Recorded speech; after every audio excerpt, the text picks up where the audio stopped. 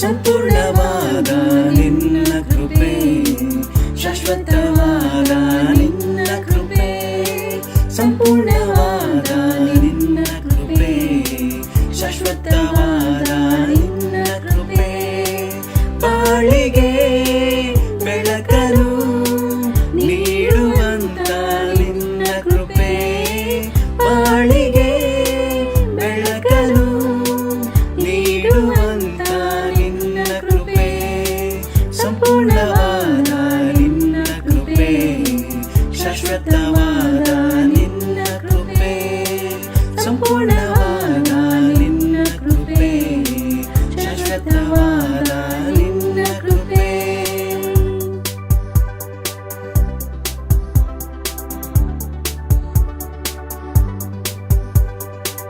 ಪಾಪಿಗೆ ಬಿಡುಗಡೆ ನೀಡಿದಂತ ನಿನ್ನ ಕೃಪೆ, ಪರಲೋಕದ ಭಾಗ್ಯವ ದಯಪಾಲಿಸಿದ ನಿನ್ನ ಕೃಪೆ, ಪಾಪಿಗೆ ಬಿಡುಗಡೆ ನೀಡಿದಂತ ನಿನ್ನ ಕೃಪೆ, ಪರಲೋಕದ ಭಾಗ್ಯವ ದಯಪಾಲಿಸಿದ ನಿನ್ನ ಕೃಪೆ, ಆತ್ಮದೇವನೇ ನಿನ್ನ ಕೃಪೆ, ಆರಾಧ್ಯ ದೇವನೇ ನಿನ್ನ ಕೃಪೆ, ಆತ್ಮದೇವನೇ ನಿನ್ನ ಕೃಪೆ, ಆರಾಧ್ಯ ದೇವನೇ ನಿನ್ನ ಕೃಪೆ, ಬಾಳಿಗೆ ಬೆಳಕನ್ನು ನೀಡುವಂತ ನಿನ್ನ ಕೃಪೆ, ಬಾಳಿಗೆ ಬೆಳಕನ್ನು ನೀಡುವಂತ ನಿನ್ನ ಕೃಪೆ, ಸಂಪೂರ್ಣವಾದ ನಿನ್ನ ಕೃಪೆ, ಶಾಶ್ವತವಾದ ನಿನ್ನ ಕೃಪೆ, ಸಂಪೂರ್ಣವಾದ ನಿನ್ನ ಕೃಪೆ, ಶಾಶ್ವತವಾದ ನಿನ್ನ ಕೃಪೆ.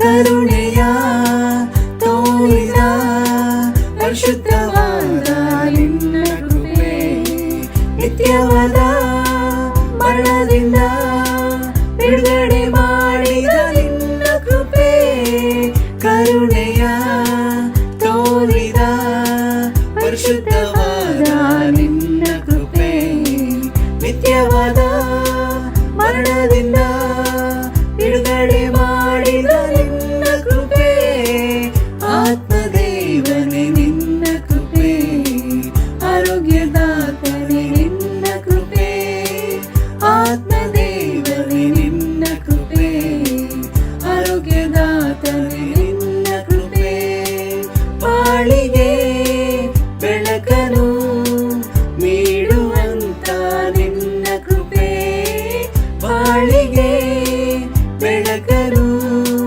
ನೀಡುವಂತ ನಿನ್ನ ಕೃಪೆ, ಸಂಪೂರ್ಣವಾದ ನಿನ್ನ ಕೃಪೆ, ಶಾಶ್ವತವಾದ ನಿನ್ನ ಕೃಪೆ, ಸಂಪೂರ್ಣವಾದ ನಿನ್ನ ಕೃಪೆ, ಶಾಶ್ವತವಾದ ನಿನ್ನ ಕೃಪೆ.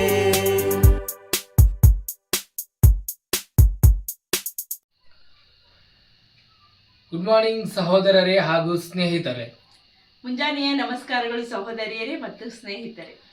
ನಿಮ್ಮೆಲ್ಲರಿಗೂ ಕ್ರಿಸ್ತನ ಭಾರತೀಯ ಸಭೆ ಹಾಗೂ ಕನ್ನಡ ಆನ್ಲೈನ್ ಸರ್ವಿಸ್ಗೆ ಸ್ವಾಗತ ಸುಸ್ವಾಗತ. ನಿಮ್ಮೆಲ್ಲರನ್ನು ಈ ಮುಂಜಾನೆ ಜಾವದಲ್ಲಿ ದೇವರ ವಾಕ್ಯ ಕೇಳೋದನ್ನು ನೋಡುವಾಗ ತುಂಬ ಸಂತೋಷ ಆಗುತ್ತೆ ನಮಗೆ. ಈ ಸಮಯದಲ್ಲಿ ನಾವು ದೇವರ ಮುಂದೆ ಬರುವುದನ್ನು ನೋಡುವಾಗ ತುಂಬ ಸಂತೋಷ ಆಗುತ್ತೆ. ಈ ಕೂಟನ ನಾವು ಪ್ರಾರಂಭ ಮಾಡೋಕ್ಕಿಂತ ಮುಂಚೆ ಒಂದು ವಾಕ್ಯ ನೋಡಿ ಪ್ರಾರಂಭಿಸೋಣ. ಯೋಹಾನ ಬರೆದ ಸುವಾರ್ತೆ 14ನೇ ಅಧ್ಯಾಯ 6ನೇ ವಚನ ನಾವು ನೋಡೋಣ. ಯೋಹಾನ ಬರೆದ ಸುವಾರ್ತೆ 14ನೇ ಅಧ್ಯಾಯ 6ನೇ ವಚನ. ಯೇಸು ಅವನಿಗೆ, ನಾನೇ ಮಾರ್ಗವೂ ಸತ್ಯವೂ ಜೀವವೂ ಆಗಿದ್ದೇನೆ, ನನ್ನ ಮೂಲಕವಾಗಿ ಹೊರತು ಯಾರೂ ತಂದೆಯ ಬಳಿಗೆ ಬರುವುದಿಲ್ಲ. ಆಮೆನ್. ಸಹೋದರ ಸಹೋದರರೇ, ನಾವು ದೇವರ ಬಳಿ ಬಂದಿದ್ದೇವಲ್ಲ, ನಾವು ಯೋಚನೆ ಮಾಡ್ಕೋಬೇಕು, ನಾನು ಯಾರ ಮಾರ್ಗದಲ್ಲಿ ಇವತ್ತು ಬಂದಿದ್ದೀನಿ, ಯಾವ ವಿಷಯದಲ್ಲಿ ಬಂದು ಕುಂತಿದ್ದೀನಿ. ನಾವು ಲೌಕಿಕ ವಿಷಯದಲ್ಲಿ ಇಲ್ಲಿ ಬಂದು ಕುಂತ್ರೆ ಇವತ್ತು ನಾವೇನು ಕಲಿತೀವಿ ಅದು ನಮ್ಮ ಜ್ಞಾನಕ್ಕೆ ಬರಲ್ಲ ಸಹೋದರ ಸಹೋದರ. ಯೇಸುವೇ ನಮ್ಮ ಮಾರ್ಗ, ಯೇಸುವೇ ನಮ್ಮ ಜೀವನ ಅಂತ ನಾವು ಈ ಸಮಯದಲ್ಲಿ ಕುಂತಿದ್ರೆ ದೇವರು ನಮಗೆ ಒಂದು ವಿಷಯನ ಕಲಿಸ್ಕೊಡ್ತಾರೆ. ಅದು ನಮ್ಮ ಜೀವನಕ್ಕೆ ಆಧಾರವಾಗಿರುತ್ತೆ. ಸಹೋದರರೇ, ನಿಮಗೆ ನಾವಿಬ್ಬರು ಪ್ರೋತ್ಸಾಹಿಸ್ತೀವಿ. ಈ ಸಮಯದಲ್ಲಿ ದೇವರ ವಾಕ್ಯ ಕೇಳುವಾಗ ಪೂರ್ತಿ ಹೃದಯದಿಂದ ನಾವು ದೇವರ ವಾಕ್ಯಗಳನ್ನು ಕೇಳೋಣ.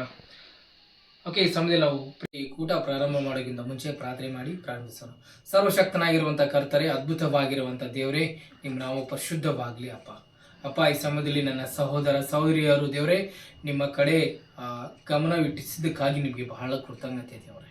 ಅಪ್ಪ, ನಿಮ್ಮ ವಾಕ್ಯ ಹೇಳೋ ಪ್ರಕಾರ ಅಪ್ಪ, ನೀವೇ ಮಾರ್ಗ, ನೀವೇ ಜೀವ, ನೀವೇ ಸತ್ಯವಾಗಿರುವಂಥ ವಾಕ್ಯವನ್ನು ನಮ್ಗೆ ತಿಳಿಸಿದ್ದಕ್ಕಾಗಿ ನಿಮಗೆ ಬಹಳ ಕೃತಜ್ಞತೆ ಹೇಳ್ತೀವಿ ಅಪ್ಪ.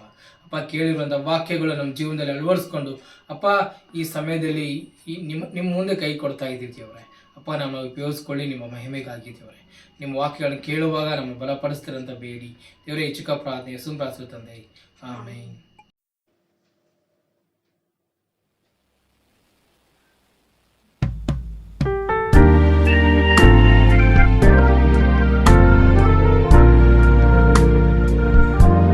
ಸ್ತುತಿಗೆ ಯೋಗ್ಯನು ಮಹಿಮೆ ನಿನಗೆ,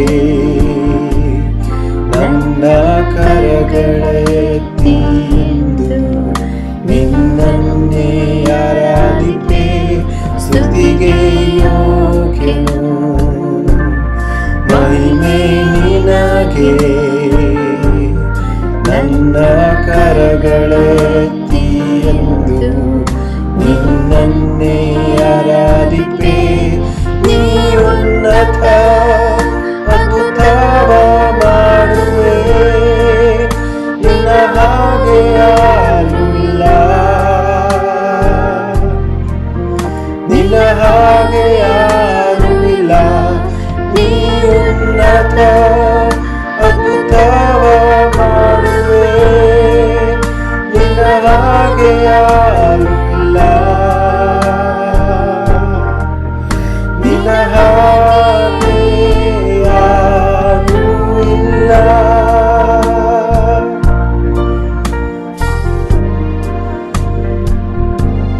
ಬರುವೆ ದೇವಾ ನಿನ್ ಸನ್ನಿಧಿಗೆ, ಪೂರ್ಣ ಹೃದಯದೊಂದಿಗೆ ನಿನ್ನನ್ನೇ ಆರಾಧಿಪೆ. ಬರುವೆ ದೇವಾ ನಿನ್ ಸನ್ನಿಧಿಗೆ, ಪೂರ್ಣ ಹೃದಯದೊಂದಿಗೆ ನಿನ್ನನ್ನೇ ಆರಾಧಿಪೆ. ನೀ ಉನ್ನತ ಅದ್ಭುತವ ಮಾಡುವೆ, ನಿನ್ನ ಹಾಗೆ ಯಾರೂ ಇಲ್ಲ, ನಿನ್ನ ಹಾಗೆ ಯಾರೂ ಇಲ್ಲ.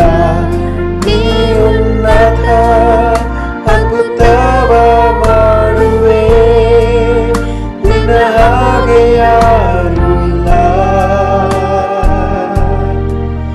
ನಿನ್ನ ಹಾಗೆ ಯಾರೂ ಇಲ್ಲ.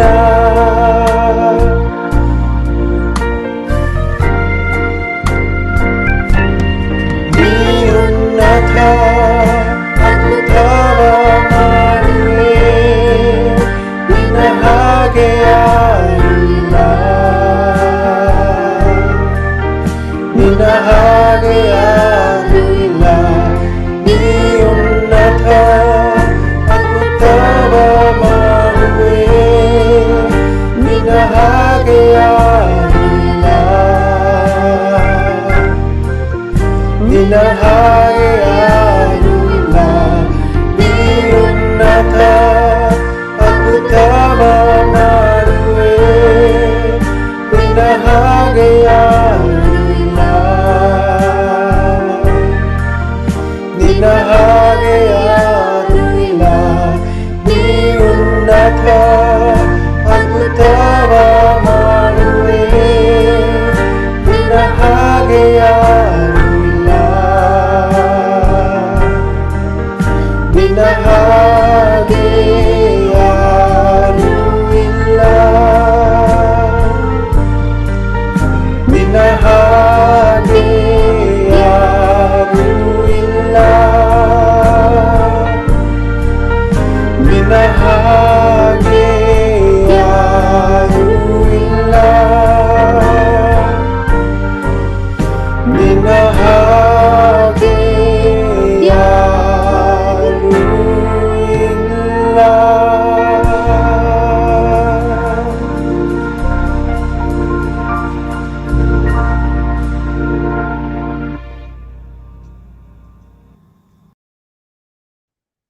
ನಮಸ್ಕಾರ ಎಲ್ಲ ಸಹೋದರ ಸಹೋದರಿ ಮತ್ತು ಸ್ನೇಹಿತರಿಗೆ.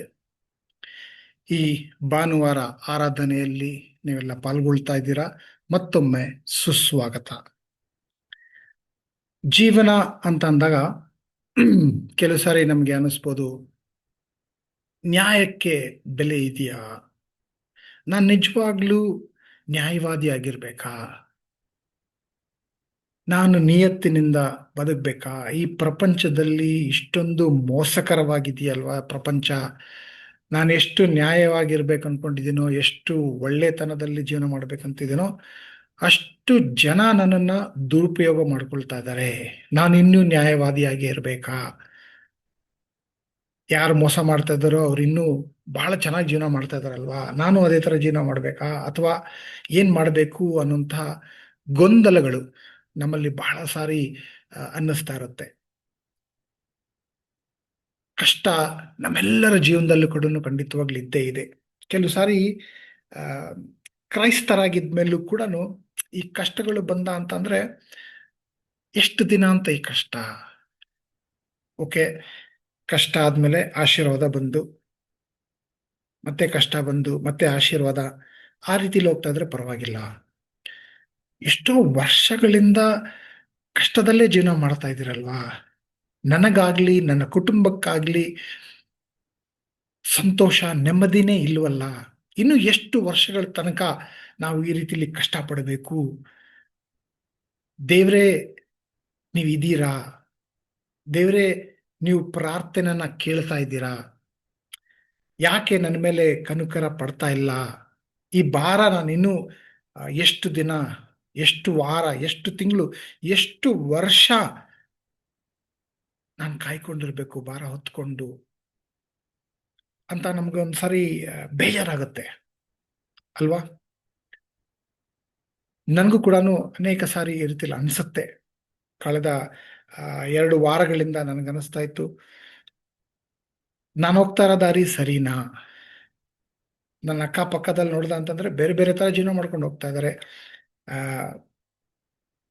ನಾನ್ ಮಾಡಿರುವಂತಹ ಕೆಲಸಗಳನ್ನ ಅವ್ರ ಹೆಸರು ಹಾಕೊಂಡು ಅವ್ರ ಏಳಿಗೆ ಗಳಿಸ್ತಾ ಇದ್ದಾರಲ್ವಾ, ಇದು ನ್ಯಾಯನಾ? ದೇವ್ರೆ, ನಾನ್ ಮಾಡ್ತಾ ಇರೋದು ಸರಿನಾ? ಅಥವಾ ನಾನು ಕೂಡ ಈ ಪ್ರಪಂಚ ಹೇಗಿದೆಯೋ ಆ ರೀತಿಲಿ ಸ್ವಲ್ಪ ಪೂರ್ತಿ ಕೆಟ್ಟವನಾಗೋದಂತ ಅದ್ರ ಬಗ್ಗೆ ನಾನು ಹೇಳ್ತಲ್ಲ.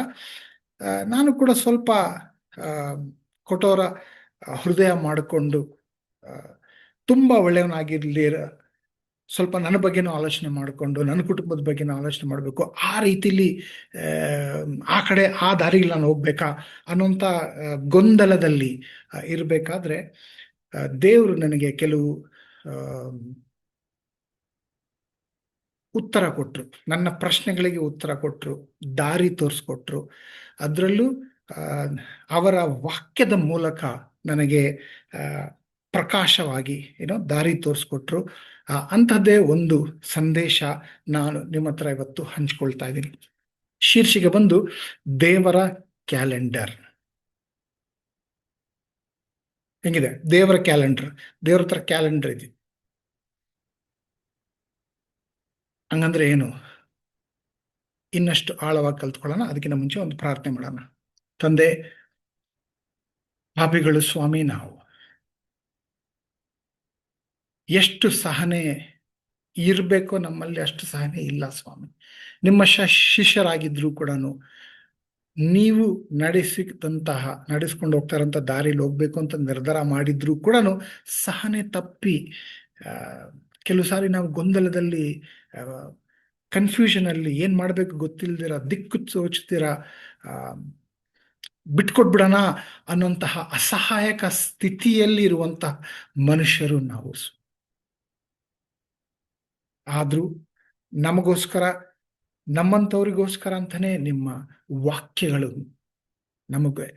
ನಮಗೆ ಅರ್ಥ ಆಗೋ ರೀತಿಲಿ ನಮ್ಮದೇ ಆದಂಥ ಭಾಷೆಯಲ್ಲಿ ಅನುವಾದ ಆಗಿ ನಮ್ಮ ಕೈಲಿ ಸಿಗೋ ರೀತಿಯಲ್ಲಿ ನೀವು ತಂದುಕೊಟ್ಟಿದ್ರೆ ಅದಕ್ಕೋಸ್ಕರ ಕೃತಜ್ಞತೆಗಳು ಸ್ವಾಮಿ. ಈ ದಿನ ನಾವು ಸತ್ಯವೇದ ವಚನಗಳಿಂದ ಜೀವನದ ಬಗ್ಗೆ ಕೆಲವು ವಿಷಯಗಳು ನಾವು ಮಾತಾಡಬೇಕಾದ್ರೆ, ಪವಿತ್ರಾತ್ಮರೇ, ನೀವೇ ಪ್ರತಿಯೊಬ್ಬರಿಗೂ ಅವರವರಿಗೆ ಯಾವ ರೀತಿಯಲ್ಲಿ ತಲುಪಬೇಕು, ಯಾವ ರೀತಿಯಲ್ಲಿ ತಲುಪಿದ್ರೆ ಅದು ಅರ್ಥ ಆಗುತ್ತೆ ಅನ್ನೋ ರೀತಿಯಲ್ಲಿ ನಿಮಗೆ ಗೊತ್ತಿದೆ ಸ್ವಾಮಿ.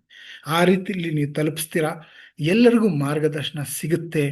ಎಲ್ಲರೂ ಬಲಶಾಲಿಗಳಾಗಿ ಇಲ್ಲ, ದೇವರ ಕೈ ಹಿಡಿದು ನಾನು ನಡಿತೀನಿ ಅನ್ನೋಂತಹ ಧೈರ್ಯ ನೀವು ತುಂಬ್ತೀರಾ ಅಂಥೇಳಿ ಸಂಪೂರ್ಣ ನಂಬಿಕೆಯಿಂದ ನಾನೇನೇ ಮಾತಾಡಿದ್ರು ಇದು ಬರೀ ನನ್ನ ಜ್ಞಾನ, ನನ್ನ ಒಂದು ಎಕ್ಸ್ಪೀರಿಯನ್ಸ್ ಆಗಲಿ ಅಥವಾ ನನ್ನ ಮಾತುಗಳಲ್ದಿರ ಪವಿತ್ರಾತ್ಮರೇ ನೀವೇ ನನ್ನ ಮೂಲಕ ಮಾತಾಡಿ ನಿಮ್ಮ ನಾಮಘನತೆ ಆಗೋ ರೀತಿಯಲ್ಲಿ ಯಾರೆಲ್ಲ ಕೇಳಿಸ್ಕೊತಾ ಇದ್ದಾರೆ ಈ ಸಂದೇಶನ ಅವರಿಗೆಲ್ಲ ಮಾರ್ಗದರ್ಶನ ನೀವು ನೀಡುವಂಥ, ಸ್ಫೂರ್ತಿ ನೀಡುವಂತಹ ದೇವರು ನೀವಾಗಿದ್ದೀರಿ. ಅದಕ್ಕೋಸ್ಕರ ಕೃತಜ್ಞತೆ ಹೇಳ್ತಾ ಎಲ್ಲರೂ ನಿಮಗೆ ಗೊಪ್ಪಿಸ್ತಾ ಈ ಪ್ರಾರ್ಥನೆ ಯೇಸುವೆ ನಿಮ್ಮ ನಾಮದಲ್ಲಿ ಕೇಳ್ತಾ ಇದ್ರಿ.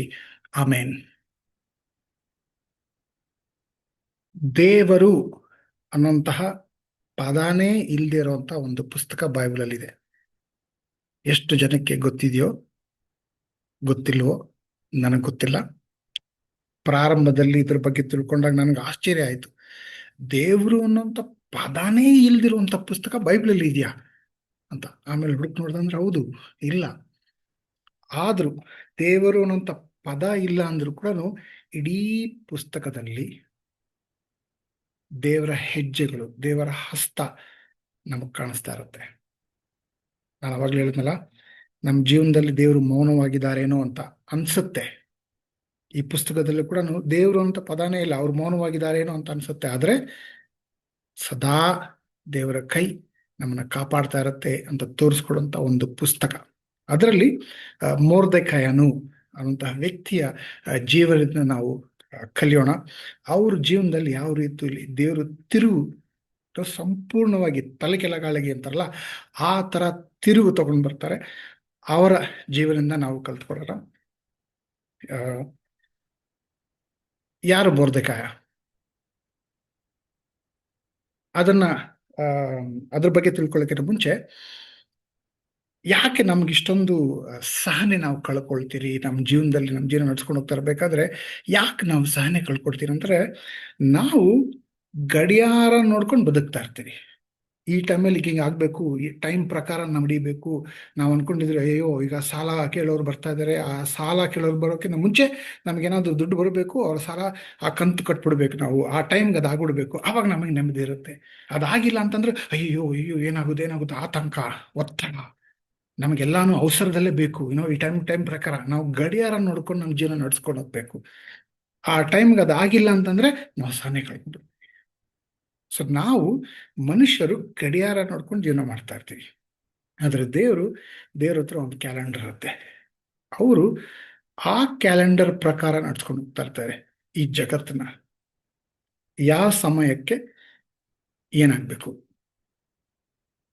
ಆ ಸಮಯಕ್ಕೆ ನಿಖರವಾದಂತಹ ಅಂದ್ರೆ ಈ ವಿಷಯಗಳು ನಡಿಬೇಕಂದ್ರೆ ಆ ವಿಷಯಗಳು ನಿಖರವಾಗಿ ಅದು ಅವ್ರ ಕ್ಯಾಲೆಂಡರ್ ಪ್ರಕಾರ ನಡೆಯುತ್ತೆ. ನಡೆದಾಗ್ಲೇನೆ ಪ್ರಪಂಚ ಕರೆಕ್ಟಾಗಿ ಬ್ಯಾಲೆನ್ಸ್ ಆಗಿ ಹೋಗ್ತಾ ಇರುತ್ತೆ. ನಮ್ಮ ಜೀವನ ಕೂಡ ಬ್ಯಾಲೆನ್ಸ್ ಆಗಿ ಹೋಗ್ತಾ ಇರುತ್ತೆ. ಅವ್ರ ಕ್ಯಾಲೆಂಡರ್ ಪ್ರಕಾರ ಹೋಗ್ದಿರಾ ನಮ್ಮ ಟೈಮ್ ಪ್ರಕಾರ ದೇವ್ರು ಮಾಡ್ಕೊಂಡು ಹೋಗ್ತಾ ಇದ್ರೆ ನಮ್ಮ ಜೀವನ ಅನಾನುಕೂಲ ಆಗುತ್ತೆ. ಪ್ರಸಂಗಿ 3ನೇ ಅಧ್ಯಾಯ 1ನೇ ವಚನ, ಪ್ರತಿಯೊಂದು ಕಾರ್ಯಕ್ಕೂ ಕಾಲವು ಕ್ಲುಪ್ತವಾಗಿದೆ, ಆಕಾಶದ ಕೆಳಗೆ ನಡೆಯುವ ಒಂದೊಂದು ಕೆಲಸಕ್ಕೂ ತಕ್ಕ ಸಮಯ ಉಂಟು. ಸ್ವರ್ಗಕ್ಕೆ ಅಂದ್ರೆ ಸ್ವರ್ಗದಲ್ಲಿ ನಡೆಯುವಂತಹ ಎಲ್ಲ ವಿಷಯಗಳು, ಇಲ್ಲಿ ನಮ್ಮ ಭೂಮಿಲಿ ಏನು ನಡೀತೋ ಎಲ್ಲ ಸ್ವರ್ಗದಲ್ಲಿ ನಿರ್ಧಾರ ಮಾಡ್ಕೊಂಡಿರೋ ಪ್ರಕಾರ ನಡೀತಾ ಇರುತ್ತೆ. ಸ್ವರ್ಗಕ್ಕೆ ಎಂದಿಗೂ ಅವಸರವಿಲ್ಲ. ಕ್ಯಾಲೆಂಡರ್ ಪ್ರಕಾರ ನಡ್ಸ್ಕೊಂಡು ಹೋಗ್ತಾ ಇರ್ತಾರೆ. ಈ ವಿಷಯ ನಮಗೆ ಅರ್ಥ ಆಗೋವರೆಗೂ ನಮಗೆ ನೆಮ್ಮದಿ, ಶಾಂತಿ, ಸಂತೋಷ, ಸುಖ, ತೃಪ್ತಿ ಏನೂ ಇರೋದಿಲ್ಲ. ಈ ವಿಷಯ ಅರ್ಥ ಮಾಡ್ಕೊಂಡಾಗ ಜೀವನದಲ್ಲಿ ಏನೇ ಆದ್ರೂ ಕೂಡ ನಿಜವಾದ ಸಂತೋಷ, ನಿಜವಾದ ನೆಮ್ಮದಿ ನಾವು ಅನುಭವಿಸಕ್ ಸಾಧ್ಯ. ಸೊ ಆ ಪಾಠಗಳು, ಆ ವಿಷಯ ನಾವು ಮೊರ್ದೆಕಾಯನ ಜೀವನದಿಂದ ಕಲ್ತ್ಕೊಳ್ಳೋಣ. ಯಾರು ಮೊರ್ದೆಕಾಯ? ಎಸ್ತರಳು 2ನೇ ಅಧ್ಯಾಯ ವಚನ 5ರಿಂದ 7 ಓದೋಣ. ಶೂಷನ್ ಕೋಟೆಯಲ್ಲಿ ಮೊರ್ದೆಕಾಯ್ ಎಂಬೊಬ್ಬ ಯಹೂದಿ ಮನುಷ್ಯನು ವಾಸಿಸುತ್ತಿದ್ದನು. ಇವನು ಬೆನ್ಯಾಮಿನ್ ಕುಲದ ಕೀಷನ ಮರಿಮಗನು, ಶಿಮ್ಲಿಯ ಮೊಮ್ಮಗನು, ಯಯೇರ್ಯನ ಮಗನೂ ಆಗಿದ್ದನು. ಅಂದ್ರೆ ಏನ್ ಗೊತ್ತಾಗ್ಬೇಕು? ಕೀಷನ ಮಗ ಅಂದ್ರೆ ಯಾರು? ಸೌಲ ಕೂಡ ರಾಜನಾಗಿ, ಅಂದರೆ ಈ ಇಸ್ರಾಯೇಲ್ಗೆ ರಾಜ್ಯ, ಮೊದಲನೇ ರಾಜ ಸೌಲನು ಕೂಡ ಈ ಕೀಷನ ಕುಟುಂಬದಿಂದ ಬಂದಿರೋದು. ಅಂದರೆ ಯಾಕೆ ಇದ್ರ ಬಗ್ಗೆ ಹೇಳ್ತಾ ಇದ್ದೀನಿ ಅಂತಂದ್ರೆ, ಮೊರ್ದೆಕಾಯ ಕೂಡ ರಾಜನ ಪರಂಪರೆ, ದೇವರು ಆರಿಸಿರುವಂಥ ರಾಜನ ಪರಂಪರೆಯಲ್ಲಿ ಬಂದಿರುವಂತಹ ಒಬ್ಬ ವ್ಯಕ್ತಿ. ಆದರೆ ಎಲ್ಲಿದನೀಗ? ಬಾಬಿಲೇನ ಅರಸನಾದ ನೆಬುಕದ್ನೆಚ್ಚರನಿಂದ ಯಹೂದ ರಾಜನಾದ ಯೆಹೋಯಾಕೀನನೊಡನೆ ಸೆರೆಯೊಯ್ಯಲ್ಪಟ್ಟವರಲ್ಲಿ ಇವನು ಒಬ್ಬನು. ದಾನಿಯೇಲ ಪುಸ್ತಕದಲ್ಲಿ ನೋಡಿರ್ತಾರಲ್ವಾ, ಕೆಲವು ಜನರನ್ನ ಅವ್ರನ್ನೆಲ್ಲ ಸೆರೆಯಾಗಿ ಕರ್ಕೊಂಡು ಹೋಗ್ತಾರೆ ಬಾಬಿಲೋನಿಗೆ. ಸೊ ಅದರಲ್ಲಿರುವಂಥ ಒಬ್ಬ ವ್ಯಕ್ತಿ ಇವನು. ಸೊ ಮೊರ್ದೆಕಾಯನ ಬ್ಯಾಕ್ಗ್ರೌಂಡ್ ಇದು. ಇವನು ಎಸ್ತರಳೆಂಬ ಹೆಸರನ್ನು ಪಡೆದ ಹೆದೆಸ್ಸ ಎಂಬ ತನ್ನ ಚಿಕ್ಕಪ್ಪನ ಅನಾಥಳಾದ ಮಗಳನ್ನು ತಂದೆ ತಾಯಿಗಳು ಸತ್ತಂದಿನಿಂದ ಪುತ್ರಿಯನ್ನಾಗಿ ಸ್ವೀಕರಿಸಿ ಸಾಕುತ್ತಿದ್ದನು. ಈಕೆಯು ರೂಪವತಿಯೂ ಲಾವಣ್ಯವತಿಯೂ ಆಗಿದ್ದಳು. ಈ ಇಡೀ ಎಸ್ತರಳ ಪುಸ್ತಕದಲ್ಲಿ ನಡೆಯುವಂಥ ಎಲ್ಲ ಘಟನೆ ಕೂಡ ಕಥೆಯಾಗಿ ನಾನು ಹೇಳ್ತಾ ಇಲ್ಲ. ಪ್ರಾರಂಭ ಅನ್ಕೊಂಡೆ ಪೂರ್ತಿ ಕಥೆಯಾಗಿ ಹೇಳ್ಬಿಡೋಣ ಅಂತ, ಇಲ್ಲ, ಕೆಲವು ಅಂಶಗಳು ಮಾತ್ರ ಎತ್ತಿ ತೋರಿಸ್ತಾ ಇದ್ದೀನಿ. ಇಲ್ಲಿ ನಾವು ಪಾಠ ಕಲಿಯೋದಕ್ಕೆ ಏನು ಬೇಕಾಗಿದೆ ಅದನ್ನು ಮಾತ್ರ ಎತ್ತಿ ತೋರಿಸ್ತಾ ಇದ್ದೀನಿ. ಅದು ಒಂದು ಕಾರಣ. ಎರಡನೇ ಕಾರಣ ಬಂದು, ನಿಮಗೆ ಸ್ಫೂರ್ತಿ ಆಗಲಿ. ನೀವು ಹೋಗಿ ಈ ಎಸ್ತರಳ ಪೂರ್ತಿ ಪುಸ್ತಕ ಓದಿ, ಸಂಪೂರ್ಣವಾಗಿ ಓದಿ, ಇನ್ನಷ್ಟು ವಿಷಯಗಳು ನೀವು ಕಲ್ತ್ಕೊಳ್ಳಿ ಅನ್ನೋದಕ್ಕೋಸ್ಕರ ಪೂರ್ತಿ ಕತೆ ಹೇಳ್ತಾ ಇಲ್ಲ. ಇಲ್ಲಿ ಎಸ್ತರಳು ರೂಪವತಿಯಾಗಿದ್ಲು, ಲಾವಣ್ಯವತಿಯಾಗಿದ್ದಳು ಅನ್ನೋದು ಬಹಳ ಬಹಳ ಮುಖ್ಯ. ಯಾಕೆ ಅನ್ನೋದು ನೀವು ಪೂರ್ತಿ ಪುಸ್ತಕ ಓದಾಗ್ಲೇ ನಿಮ್ಗೆ ಅರ್ಥ ಆಗುತ್ತೆ.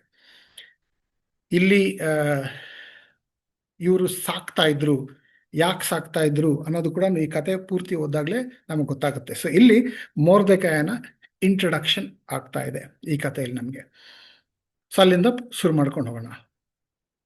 ಏನಾಗುತ್ತೆ, ಇವನ ಬ್ಯಾಕ್ಗ್ರೌಂಡ್ ನೋಡೋದಂದ್ರೆ, ಇವನು ರಾಜನಲ್ಲ, ರಾಜನ ಕುಟುಂಬದಲ್ಲಿ ಬಂದಿದ್ರು ಕೂಡ ಈಗ ಪರಿಸ್ಥಿತಿಯಲ್ಲಿ ರಾಜನಲ್ಲ, ಯಾಜಕನೂ ಅಲ್ಲ, ಪ್ರವಾದಿಯೂ ಅಲ್ಲ, ಪರದೇಶದಲ್ಲಿ ಸೆರೆಯಾಳು ಆಗಿದ್ರೂ ಕೂಡ ಇಡೀ ಇತಿಹಾಸನೇ ಬದಲಿಸಿದ ವ್ಯಕ್ತಿ ಆಗ್ತಾನೆ. ಯೂದರನ್ನ, ಎಷ್ಟೋ ಜನ ಯೂದರು ಅವ್ರನ್ನೆಲ್ಲ ಸಂಹಾರ ಮಾಡಬೇಕು ಅಂತ ಯೋಜನೆ ಆಗ್ತಾರೆ. ಆ ಯೋಜನೆನ ತಪ್ಪಿಸಿ ಅಲ್ಲಿರುವಂಥ ಎಲ್ಲ ಯೂದರನ್ನ ಕಾಪಾಡಿರುವಂತಹ ವ್ಯಕ್ತಿ ಇವನಾಗ್ತಾನೆ. ಈ ಕತೆ ಸಂಪೂರ್ಣವಾಗಿ ನೀವು ಪುಸ್ತಕ ನೋಡಿದಾಗ ನಿಮ್ಗೆ ಅರ್ಥ ಆಗುತ್ತೆ. ಇದು ಇವರ ಸ್ವಲ್ಪ ಬ್ಯಾಕ್ಗ್ರೌಂಡ್. ಏನಾಗುತ್ತೆ, ಒಂದು ಘಟನೆ ಆಗುತ್ತೆ 2ನೇ ಅಧ್ಯಾಯದಲ್ಲಿ. ಎಸ್ತರಳು 2ನೇ ಅಧ್ಯಾಯ 21ರಿಂದ 23. ಆ ದಿನಗಳಲ್ಲಿ ಮೊರ್ದೆಕೈಯು ಅರಮನೆಯ ಹೆಬ್ಬಾಗಿಲಿನಲ್ಲಿ ಕೂತುಕೊಂಡಿದ್ದಾಗ, ಯಾಕೆ ಕೂತ್ಕೊಂಡಿದ್ದ? ಅದೇ ಕೆಲಸ ಅವನು. ಅರಮನೆಯ ದ್ವಾರಪಾಲಕರಾದ ಬಿಗಿತಾನ್ ತೆರೆಷ್ ಎಂಬ ಇಬ್ಬರು ರಾಜಕಂಚುಕಿಯರು ಕೋಪವುಳ್ಳವರಾಗಿ ಅರಸನಾದ ಅಹಷ್ವೇರೋಷನಿಗೆ ವಿರೋಧವಾಗಿ ಕೈಯೆತ್ತಬೇಕೆಂದು ಒಳಸಂಚು ಮಾಡಿದರು. ಸೊ ಇವರೆಲ್ಲ ಕೆಲಸ ಮಾಡ್ತಾ ಇದ್ರು. ಅರಮನೆಯ ಹೆಬ್ಬಾಗಿಲಿನಲ್ಲಿ ಕೂತ್ಕೊಂಡು ಕೆಲಸ ಮಾಡ್ತಾ ಇದ್ರು. ಮೊರ್ದೆಕಾಯ ಕೆಲಸ ಮಾಡ್ತಾ ಇರುವಂಥ ಸ್ಥಳದಲ್ಲಿ ಬೇರೆ ಇಬ್ರು ಯಾವುದೋ ಒಂದು ವಿಷಯ ನಡೆದು ಅವ್ರಿಗೆ ಅದರಿಂದ ಕೋಪ ಆಗಿ ರಾಜನನ್ನ ಹೇಗಾದ್ರೂ ಮಾಡಿ ಅವರ ವಿರೋಧವಾಗಿ ಏನಾದ್ರು ಮಾಡಬೇಕು ಅಂತ ಹೇಳಿ, ಅವ್ರಿಗೆ ನಾಶ ಮಾಡಬೇಕು ಅಂತ ಹೇಳಿ ಅವರು ಸಂಚು ಹಾಕ್ತಾ ಇದ್ರು. ಈ ಮಾತು ಮೊರ್ದೆಕಾಯ ಕೇಳಿಸ್ಕೊಂಡ. ಈ ಸಂಗತಿಯು ಮೊರ್ದೆಕಾಯಿಗೆ ಗೊತ್ತಾದಾಗ ಅವನು ಅದನ್ನು ಇಸ್ರೇಲ್ ಎಸ್ತರಾಣಿಯರಿಗೆ ತಿಳಿಸಿದನು. ಆಕೆಯು ಅವನ ಹೆಸರನ್ನು ಅರಸನಿಗೆ ಹೇಳಿ ಆ ಸಂಗತಿಯನ್ನು ತಿಳಿಸಿದಳು. ಈ ವಿಷಯವು ವಿಚಾರಣೆಗೆ ಬಂದಾಗ ಅದು ನಿಜವೆಂದು ಸ್ಥಾಪನೆಯಾದದ್ದರಿಂದ ಆ ಇಬ್ಬರನ್ನು ಗಲ್ಲಿಗೆ ಹಾಕಿದರು. ಆ ಸಂಗತಿಯು ರಾಜನ ದಿನಚರ್ಯ ಪುಸ್ತಕದಲ್ಲಿ ಬರೆಯಲ್ಪಟ್ಟಿತು. ರಾಜನ ವಿರುದ್ಧ ಇವರು ಸಂಚು ಮಾಡಿದ್ರು. ಆ ವಿಷಯ ಹೋಗಿ ಎಸ್ತರಳಿಗೆ ತಿಳಿಸಿದ್ರು. ಎಸ್ತರಳಿಗ ರಾಣಿಯಾಗಿದ್ರು. ಎಸ್ತರಳು ಯಾರು? ಇವನು ಸಾಕಿರುವಂತಹ ಒಂದು ಹುಡುಗಿ. ರಾಣಿ ಹೇಗಾದ್ರು ಅನ್ನೋದೆಲ್ಲ ಬಹಳ ಅದ್ಭುತವಾಗಿದೆ ಕತೆ, ನೀವು ಹೋಗಿ ಓದ್ಕೊಳ್ಳಿ. ಸೊ ರಾಣಿ ಹೋಗಿ ಹೇಳಿದಾಗ, ರಾಣಿ ರಾಜನಿಗೆ ಹೇಳಿದಾಗ ರಾಜನ ತಿಳಿಗೋಗಿ ಅವ್ರು ಹೋಗಿ ತಿಳ್ಕೊಂಡಾಗ ಅಲ್ಲಿ ಈ ವಿಷಯ ವಿಚಾರಣೆ ಮಾಡ್ತಾರೆ. ವಿಚಾರಣೆ ಮಾಡಿದಾಗ ಹೌದೌದು ಇದು ನಿಜ ಅಂತ ಗೊತ್ತಾದಾಗ ಅವರಿಬ್ಬರನ್ನ ಗಲ್ಲಿಗೆ ಹಾಕ್ತಾರೆ. ಈ ರೀತಿಯಾಗಿ ಮೊರ್ದೆಕೈಯನು ಇವ್ರು ಮಾಡಿರುವಂಥ ಒಳಸಂಚು ತಿಳಿಸಿದ್ರು. ಆದ್ರಿಂದ ಅರಸನು ಕಾಪಾಡಪಟ್ಟನು ಅಂತ ದಿನಚರ್ಯ ಪುಸ್ತಕದಲ್ಲಿ ಬರೆಯಲ್ಪಟ್ಟಿದೆ. ಅಕಸ್ಮಾತ್ ನಾವು ಮೊರ್ದೆಕೈಯನ ಸ್ಥಳದಲ್ಲಿದ್ದಿದ್ರೆ ಹೇಗನ್ನಿಸ್ತಾ ಇತ್ತು? ಈಗ ರಾಜನ್ ಗೊತ್ತಾಯ್ತು ನಾನು ಅವ್ರನ್ನ ಕಾಪಾಡಿದೆ ಅಂತ ಹೇಳಿ, ಏನಾದರೂ ಹಾಗೆ ನನಗೆ ಬಹುಮಾನವಾಗಿ ಏನಾದರೂ ಕೊಡ್ತಾರೆ, ಬಿರುದು ಕೊಡ್ತಾರೆ, ಅಥವಾ ಏನಾದರೂ ಒಂದು ಬೇಷ್ ಅಂತಾನೆ ಹೇಳ್ತಾರೆ ಅಂತ ನಾವು ಅನ್ಕೊಳ್ತೀರಿ. ಆದರೆ ಆ ರೀತಿಲಿ ಏನೂ ಆಗಲ್ಲ. ಬರೀ ಈ ರೀತಿಲಿ ಆಯ್ತು ಅಂತ ದಿನಚರ್ಯ ಪುಸ್ತಕದಲ್ಲಿ ಬರೀ ಬರೆಯಲ್ಪಟ್ಟು. ನಮಗೂ ಕೂಡ ಬಹಳ ಸಾರಿ ಅನಿಸುತ್ತೆ. ನಾನು ಅವಾಗಲೇ ಹೇಳಿದ್ನಲ್ಲ ಪ್ರಾರಂಭದಲ್ಲಿ, ನಾನು ಒಳ್ಳೆಯದನ್ನು ಮಾಡಿದಾಗ ನಾವು ಪ್ರತಿಫಲ ಪ್ರತಿಫಲ ನಾವು ಅಪೇಕ್ಷಿಸ್ತೀರ ನಾವು ಒಳ್ಳೇದು ಮಾಡ್ಕೊತಾ ಹೋಗ್ತಾ ಇರ್ಬೇಕು. ಅದು ನಿಜವಾದ ಒಳ್ಳೆ ಹೃದಯ. ಆದರೆ ಮನುಷ್ಯನು ನಾನು ಬಹಳ ಸಾರಿ ಒಳ್ಳೆ ಕಾರ್ಯ ಮಾಡಿದಾಗ ಸ್ವಲ್ಪ ಏನಾದರೂ ಎದುರು ನೋಡ್ತೀರಿ. ಅದು ಸಿಗದೆ ಇದ್ದಾಗ ಮತ್ತೆ ಒಳ್ಳೆ ಕಾರ್ಯ ಮಾಡೋದಕ್ಕೆ ನಿರುತ್ಸಾಹರಾಗ್ತೀರಿ. ಮೊರ್ದೆಕೈಯನಿಗೂ ಹಾಗನ್ನಿಸ್ಬೋದಾಗಿತ್ತು. ನಾನು ರಾಜನ ಪ್ರಾಣನ ಹೋಗ್ತಾ ಇತ್ತು, ಅದನ್ನು ಬಚಾವ್ ಮಾಡಿದ್ದೀನಿ. ಬಾ ಎಂತ ಒಳ್ಳೆ ಇಡೀ ಅಲ್ಲಿರುವಂಥ ಬಾಬಿಲೋನ್ ದೇಶದಲ್ಲೇ ಇರುವಂಥ ರಾಜನ ಪ್ರಾಣ ಉಳಿಸಿದ್ದೀನಿ ಅಂತಂದ್ರೆ ಎಂತಹ ಮಹಾಕಾರ್ಯ ನಾನು ಮಾಡಿರೋದು. ಅಂತಹ ಮಹಾಕಾರ್ಯ ಮಾಡಿದ್ರು ಬರೀ ಪುಸ್ತಕದಲ್ಲಿ ಈ ರೀತಿಯಲ್ಲಿ ಇವ್ರು ಮಾಡಿದ್ರು ಅಂತ ಬರೆಯಲ್ಪಟ್ರಷ್ಟೇ. ಏನಾಯ್ತು? ಒಳ್ಳೆಯತನಕ್ಕೆ ಪ್ರತಿಫಲ ಸಿಕ್ಕಿಲ್ಲ. ಅದ್ರ ಬದಲೇನಾಯ್ತು? ಯಾವುದೇ ಬಹುಮಾನವಿಲ್ಲ, ಯಾವುದೇ ಗುರುತಿಸುವಿಕೆ ಇಲ್ಲ. ಆದರೆ ಪರಲೋಕದ ಪುಸ್ತಕದಲ್ಲಿ ಅದು ದಾಖಲಾಗಿತ್ತು. ಇಲ್ಲಿ ಪರಲೋಕದ ಪುಸ್ತಕ ಅಂದ್ರೆ ನಾವು ಮಾಡಿರುವಂಥ ಕಾರ್ಯಗಳು ಪರಲೋಕದ ಪುಸ್ತಕದಲ್ಲಿ ದಾಖಲಾಗ್ತಾ ಇರುತ್ತೆ. ಇಲ್ಲಿ ರಾಜನ ದಿನಚರ್ಯ ಪುಸ್ತಕದಲ್ಲಿ ದಾಖಲಾಯಿತು. ಅಷ್ಟು ಮಾತ್ರ ಆದರೆ ಓಕೆ, ಪರವಾಗಿಲ್ಲ ಅಂತ ಬಿಟ್ಬಿಡ್ಬೋದು. ಆದರೆ ಮುಂದೆ ಏನಾಗುತ್ತೆ ನೋಡಿ. ಎಸ್ತರಳು 3ನೇ ಅಧ್ಯಾಯ 1ನೇ ವಚನ. ಇದಾದ ನಂತರ ಅರಸನಾದ ಅಹೇಷರೋಷನು ಆಗಾಗನ ವಂಶದವನು ಹೆಮ್ಮದಾತನು ಮಗನು ಆದ ಹಮಾನನನ್ನು ಪದವಿಯಲ್ಲಿ ಹೆಚ್ಚಿಸಿ ಅವನಿಗೆ ದೊಡ್ಡ ಅಧಿಕಾರವನ್ನು ಕೊಟ್ಟು ತನ್ನ ಒಡ್ಡೊಳಗಳದ ಎಲ್ಲ ಸರದಾರರಲ್ಲಿ ಅವನಿಗೆ ಪ್ರಥಮಾಸ್ಥಾನವನ್ನು ಅನುಗ್ರಹಿಸಿದರು. ಒಳ್ಳೆ ಕೆಲಸ ಮಾಡಿದ್ದು ನಾನು, ರಾಜನ ಪ್ರಾಣ ರಕ್ಷಣೆ ಮಾಡಿದ್ದು ನಾನು, ನನಗೆ ಏನೂ ಇಲ್ಲ. ಆದರೆ ಇನ್ನೊಬ್ಬ ವ್ಯಕ್ತಿ ಹಮಾನನು, ಅವನಿಗೆ ಪದವಿ ಹೆಚ್ಚಿಸಿ ದೊಡ್ಡ ಅಧಿಕಾರ ಕೊಟ್ಟು ಎಲ್ಲ ಸರದಾರರಲ್ಲಿ ಅವನಿಗೆ ಪ್ರಥಮ ಸ್ಥಾನ ಅನುಗ್ರಹ ಸಿಗ್ತಾ ಇದೆ. ಹೇಗೆ ಅನಿಸ್ಬೋದು? ನಾವು ಮಾಡ್ತಾ ಇರುವಂಥ ಕೆಲಸದಲ್ಲೂ ಕೂಡ ಈ ರೀತಿಯಲ್ಲಿ ಆಗ್ಬೋದು, ಅಥವಾ ನಮ್ಮ ನೆಂಟರುಗಳಲ್ಲಿ ಕೂಡ ಈ ರೀತಿಯಲ್ಲೆಲ್ಲ ಆಗ್ಬೋದು. ಒಳ್ಳೆ ಕಾರ್ಯ ಮಾಡ್ತಾ ಇರೋದು ನಾನು, ಅದ್ರ ಪ್ರತಿಷ್ಠೆ, ಬಹುಮಾನ, ಹೆಗ್ಗಳಿಕೆ, ಆಶೀರ್ವಾದ ಬೇರೆಯವ್ರು ಸಿಗ್ತಾ ಇರುತ್ತೆ. ಆವಾಗ ನಿರುತ್ಸಾಹ, ನಾನು ಯಾಕೆ ಒಳ್ಳೇದು ಮಾಡಬೇಕು, ನಾನು ಅವ್ರ ಥರನೇ ಅಡ್ಡದಾರಿ ಹಿಡ್ದ ಅಂತಂದ್ರೆ ಮೇಲಕ್ಕೆ ಹೋಗ್ಬೋದು, ಅಂದ್ರೆ ಜೀವನದಲ್ಲಿ ಮುಂದೆ ಬರ್ಬೋದಲ್ವಾ ಅನ್ನುವಂತಹ ಶೋಧನೆ ನಮ್ಗೊಳಗಾಗುತ್ತೆ ಅಲ್ವಾ? ಆದ್ರೆ ಇಲ್ಲಿ ಮೊರ್ದೆಕೈಯನಿಗೆ ಆ ರೀತಿಯಲ್ಲಿ ಒಳಗೇನನ್ಸ್ತೋ ಗೊತ್ತಿಲ್ಲ, ಬಟ್ ಅವನ ಹೃದಯದಲ್ಲಿ ಯಾವುದೇ ಕಾರಣಕ್ಕೂ ನಾ ತಪ್ಪು ಮಾಡಬೇಕು ಅನ್ನೋಂಥ ಅಭಿಪ್ರಾಯ ಅವನಿಗೆ ಬಂದಿಲ್ಲ. ಇವನು ಅರಮನೆಯಲ್ಲೇ ದ್ವಾರಪಾಲಕನಾಗೆ ಇನ್ನೂ ಇದ್ದಾನೆ. ಹಮಾನನು ಉನ್ನತ ಸ್ಥಾನಕ್ಕೆ, ಗೌರವ ಅವನಿಗೆ ಸಿಗ್ತಾ ಇದೆ. ಈ ರೀತಿಲೆಲ್ಲ ಆಗ್ತಾ ಇದ್ರೂ ಕೂಡ ಇವನ ಮನಸ್ಸು ಹೇಗಿತ್ತು ಅಂದ್ರೆ, ಮೊರ್ದೆಕೈಯನ ಮನಸ್ಸು. ಎಸ್ತರಳನ್ನು 3ನೇ ಅಧ್ಯಾಯ ವಚನ 2ರಿಂದ ಓದೋಣ. ಅರಸನು ರಾಜನಿವೇಶನದಲ್ಲಿರುವ ರಾಜಸೇವಕರೆಲ್ಲರೂ ಹಮಾನನಿಗೆ ಸಾಷ್ಟಾಂಗ ನಮಸ್ಕಾರ ಮಾಡಬೇಕೆಂದು ಅಪ್ಪಣೆ ಮಾಡಿದ್ದರಿಂದ ಎಲ್ಲರೂ ಹಾಗೆ ಮಾಡುತ್ತಿದ್ದರು. ಎಲ್ಲ ಸರದಾರರಿಗೆ ಇವನು ಶ್ರೇಷ್ಠ ಅಗ್ರಸ್ಥಾನ ಅಂತ ಸಿಕ್ತಲ್ವಾ, ಅದಕ್ಕೋಸ್ಕರ ಎಲ್ಲರೂ ಅವನಿಗೆ ನಮಸ್ಕಾರ ಮಾಡ್ತಾರೆ. ಆದರೆ ಮೊರ್ದೆಕೈಯು ಅವನಿಗೆ ಸಾಷ್ಟಾಂಗ ನಮಸ್ಕಾರ ಮಾಡಲಿಲ್ಲ. ರಾಜಗೃಹ ನಿವೇಶನದಲ್ಲಿದ್ದ ರಾಜಸೇವಕರು, ನೀನು ರಾಜಾಜ್ಞೆಯನ್ನು ಮೀರುವುದೇಕೆ ಎಂದು ಹೇಳಿ ದಿನಂಪ್ರತಿ ಅವನನ್ನು ಎಚ್ಚರಿಸಿದರು. ಅವನು ಮಣಿಯಲಿಲ್ಲ.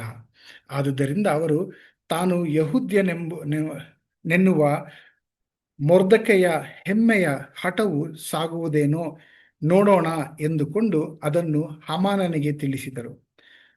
ಮೊರ್ದೆಕೈಯು ತನಗೆ ಸಾಷ್ಟಾಂಗ ನಮಸ್ಕಾರ ಮಾಡುವುದಿಲ್ಲವೆಂದು ಹಾಮಾನನು ನೋಡಿ ಬಹು ಕೋಪವುಳ್ಳವನಾದನು. ಇದೇ ತರ ಸ್ಟೋರಿ ನಾವು ದಾನಿಯೇಲಲ್ಲೂ ನೋಡ್ತಾ ಇದ್ದೀರಿ. ಅವರು ಒಂದು ವಿಗ್ರಹ ಮಾಡಿ ಎಲ್ಲರೂ ಕೂಡ ವಿಗ್ರಹನ ಆರಾಧನೆ ಮಾಡ್ಬೇಕಂತಂದ್ರೆ ದಾನಿಯೇಲ, ಶಾಡ್ರಾಕ್, ಮೆಷಕ್, ಅಬೇದ್ನೆಗೋ ಇವರು ಯಾರು ಕೂಡ ಸಾಷ್ಟಾಂಗ ನಮಸ್ಕಾರ ಮಾಡಲ್ಲ, ವಿಗ್ರಹ ಆರಾಧನೆ ಮಾಡಲ್ಲ ಅಂತ. ಇಲ್ಲಿ ವಿಗ್ರಹ ಇಲ್ಲ, ಇವನಿಗೆ ಸಾಷ್ಟಾಂಗ ನಮಸ್ಕಾರ ಮಾಡಬೇಕು, ಅಧಿಕಾರಿಗಳಿಗೆ ಸಾಷ್ಟಾಂಗ ನಮಸ್ಕಾರ ಮಾಡಬೇಕು ಅಂತ ಹೇಳ್ತಾ ಇದ್ರೆ ಮೊರ್ದೆಕೈ ಇಲ್ಲ, ನಾನು ಮಾಡೋದಿಲ್ಲ. ಯಾಕೆ? ನಾನು ಬರೀ ದೇವರಿಗೆ ಮಾತ್ರ ಸಾಷ್ಟಾಂಗ ನಮಸ್ಕಾರ ಮಾಡೋದು, ನನ್ನ ಆರಾಧನೆ, ನನ್ನ ಭಕ್ತಿ ದೇವರಿಗೆ ಮಾತ್ರ ಅಂತ ಹೇಳಿ ತಗ್ಗಲಿಲ್ಲ. ಅವನ ಕೆಲಸ ಏನಾಗಿತ್ತು? ಎಸ್ತರಳನ್ನು 5ನೇ ಅಧ್ಯಾಯ 9ನೇ ವಚನ. ಆ ದಿನ ಹಾಮಾನನು ಆನಂದ ಲಹರಿಯಲ್ಲಿ ಮನೆಗೆ ಹೋಗುತ್ತಿರುವಾಗ ಮೊರ್ದೆಕೈಯು ತನಗೆ ಭಯಪಡದೆ ತನ್ನ ಮುಂದೆ ಏಳದೆ ಅರಮನೆಯ ಹೆಬ್ಬಾಗಿಲಿನಲ್ಲಿ ಕೂತಿರುವುದನ್ನು ಕಂಡು ಅವನ ಮೇಲೆ ಕೋಪಭರಿತನಾದನು. ಯಾಕೆ ಈ ವಚನ ಎಸ್ತರಳು 3ನೇ ಆದ್ಮೇಲೆ ಮತ್ತೆ ಎಸ್ತರಳು 5:9 ತೋರಿಸ್ತಾ ಇದ್ದ ಅಂತಂದ್ರೆ, ತನ್ನ ಕೆಲಸ ಏನಿದೆಯೋ ಅದನ್ನ ಮಾಡ್ಕೊಂಡು ಹೋಗ್ತಾ ಇದ್ದ. ಇವ್ರಿಗೆ ಸಲಾಮ್ ಹೊಡೆದ ಅಂತಂದ್ರೆ ನನ್ನನ್ನು ಮೇಲೆ ಕಳಿಸ್ಕೊಡುತ್ತಾರೆ, ನಾನು ಇವ್ರನ್ನೆಲ್ಲ ಜನರನ್ನ ಮೆಚ್ಚುಗೆ ಪ್ರಕಾರ ನಾನು ನಡಿಬೇಕು ಅನ್ಕೊಂಡಿದ್ದೆ ಅಂತಂದ್ರೆ, ಪ್ರಪಂಚ ಹೇಗೆ ನಡೀತಾ ಇದೆಯೋ ಅದ್ರ ಪ್ರಕಾರ ನಡ್ಕೊಂಡು ಹೋದ ಅಂತಂದ್ರೆ ನಾನು ಕೂಡ ಏಳಿಗೆ ಗಳಿಸ್ಬೇಕು ಅನ್ನೋಂಥ ಮನೋಭಾವ ಇರಲಿಲ್ಲ. ನಾನು ಚಿಕ್ಕನಾದ್ರೂ ಪರವಾಗಿಲ್ಲ, ಏನ್ ಸರಿನೋ ಅದನ್ನ ಮಾಡ್ಕೊಂಡು ಹೋಗ್ತಾ ಇರ್ತೀನಿ. ನಾನು ಸಾಧಾರಣ ದ್ವಾರಪಾಲಕನ ಕೆಲಸ ಇದ್ರೆ ಆ ಕೆಲಸ ನಾನು ಮಾಡ್ಕೊಂಡು ಹೋಗ್ತಾ ಇರ್ತೀನಿ. ಅದು ಬಿಟ್ಟು ಜನರನ್ನ ಮೆಚ್ಚಿಸುವಂತ ಕೆಲಸ ನಾನು ಮಾಡಲ್ಲ. ತನ್ನ ಕೆಲಸನ ಬಿಟ್ಕೊಟ್ಟಿಲ್ಲ, ಕೆಲಸದಲ್ಲಿರುವಂತ ನಿಯತ್ತನ್ನ ಬಿಟ್ಕೊಟ್ಟಿಲ್ಲ, ಜನರಿಗೆ ಸಲಾಂ ಹಾಕ್ಬಿಟ್ಟು ಮೇಲೆ ಬರಬೇಕು ಅನ್ನೋಂಥ ವಿಷಯ ಅವನ ಮನಸ್ಸಲ್ಲಿ ಇರಲಿಲ್ಲ. ಇಂತಹ ಮನೋಭಿಪ್ರಾಯ ಇರೋದ್ರಿಂದ ಏನಾಗುತ್ತೆ? ಯಾಕೆ ಒಬ್ಬ ವ್ಯಕ್ತಿ ಮೇಲಕ್ಕೆ ಏಳಿಗೆ ಗಳಿಸ್ಕೊಂಡು ಹೋಗ್ತಾ ಇದ್ದಾನೆ, ಮೊರ್ದೆಕೈ ದ್ವಾರದಲ್ಲೇ ಇದ್ದಾನೆ, ಅವನು ತಲೆಬಾಗಲು ನಿರಾಕರಿಸಿದನು, ಅವನು ರಾಜಿ ಆಗಲಿಲ್ಲ, ಅವನು ಪ್ರಾರ್ಥನೆಯನ್ನು ನಿಲ್ಲಿಸಲಿಲ್ಲ, ಅದನ್ನು ಮಾಡ್ಕೊಂಡೇ ಹೋಗ್ತಾ ಇದ್ದ. ಇದೇ ಪಾಠ ನಾವು ಕಲಿಬೇಕಾಗಿರೋದು. ಮಾಡಿದ್ರೆ ಏನಾಗುತ್ತೆ? ಒಂದು ರಾತ್ರಿ, ಇವಾಗ 2ನೇ ಅಧ್ಯಾಯ ನೋಡಿದ್ರಿ, 5ನೇ ಅಧ್ಯಾಯ ತನಕ ನೋಡಿದ್ರಿ, ಅಲ್ಲಿವರೆಗೂ ಅವನ ಜೀವನ ಹಾಗೆ ನಡೀತಾ ಇತ್ತು. ಒಂದು ರಾತ್ರಿ, ಎಸ್ತರಳನು 6ನೇ ಅಧ್ಯಾಯ ವಚನ 1ರಿಂದ ನೋಡೋಣ. ಆ ರಾತ್ರಿಯಲ್ಲಿ ಅರಸನಿಗೆ ನಿದ್ರೆ ಬರಲಿಲ್ಲ. ಆದುದರಿಂದ ಸ್ಮರಿಸತಕ್ಕ ಪೂರ್ವ ವೃತ್ತಾಂತಗಳ ಗ್ರಂಥವನ್ನು ಅವನು ತರಿಸಿ ಪಾರಾಯಣ ಮಾಡಿಸುತ್ತಿರುವಾಗ ಆಶ್ಲೇಷರೋಷ್ ರಾಜನನ್ನು ಕೊಲ್ಲಬೇಕೆಂದು ದ್ವಾರಪಾಲಕರಾದ ಬಿಗೆತಾನ್ ತೆರೇಶ್ ಎಂಬಿಬ್ಬರು ರಾಜಕಂಚುಕಿಗಳು ಒಳಸಂಚು ಮಾಡಿದ ಸಂಗತಿಯು, ಅದು ಮೊರ್ದೆಕೈಯನ ಮುಖಾಂತರ ಬಯಲಿಗೆ ಬಂದ ಸಂಗತಿಯು ಅದರಲ್ಲಿ ಸಿಕ್ಕಿದವು. ಆಗ ಅರಸನು ಇದಕ್ಕಾಗಿ ಮೊರ್ದೆಕೈಗೆ ಯಾವ ಸ್ಥಾನಮಾನಗಳು ದೊರಕಿದವೆಂದು ವಿಚಾರಿಸಿದಾಗ ಅವನ ಸಾನ್ನಿಧ್ಯ ಸೇವಕರಾದ ಪರಿವಾರದವರು ಏನೂ ದೊರಕಲಿಲ್ಲ ಎಂದು ಹೇಳಿದರು.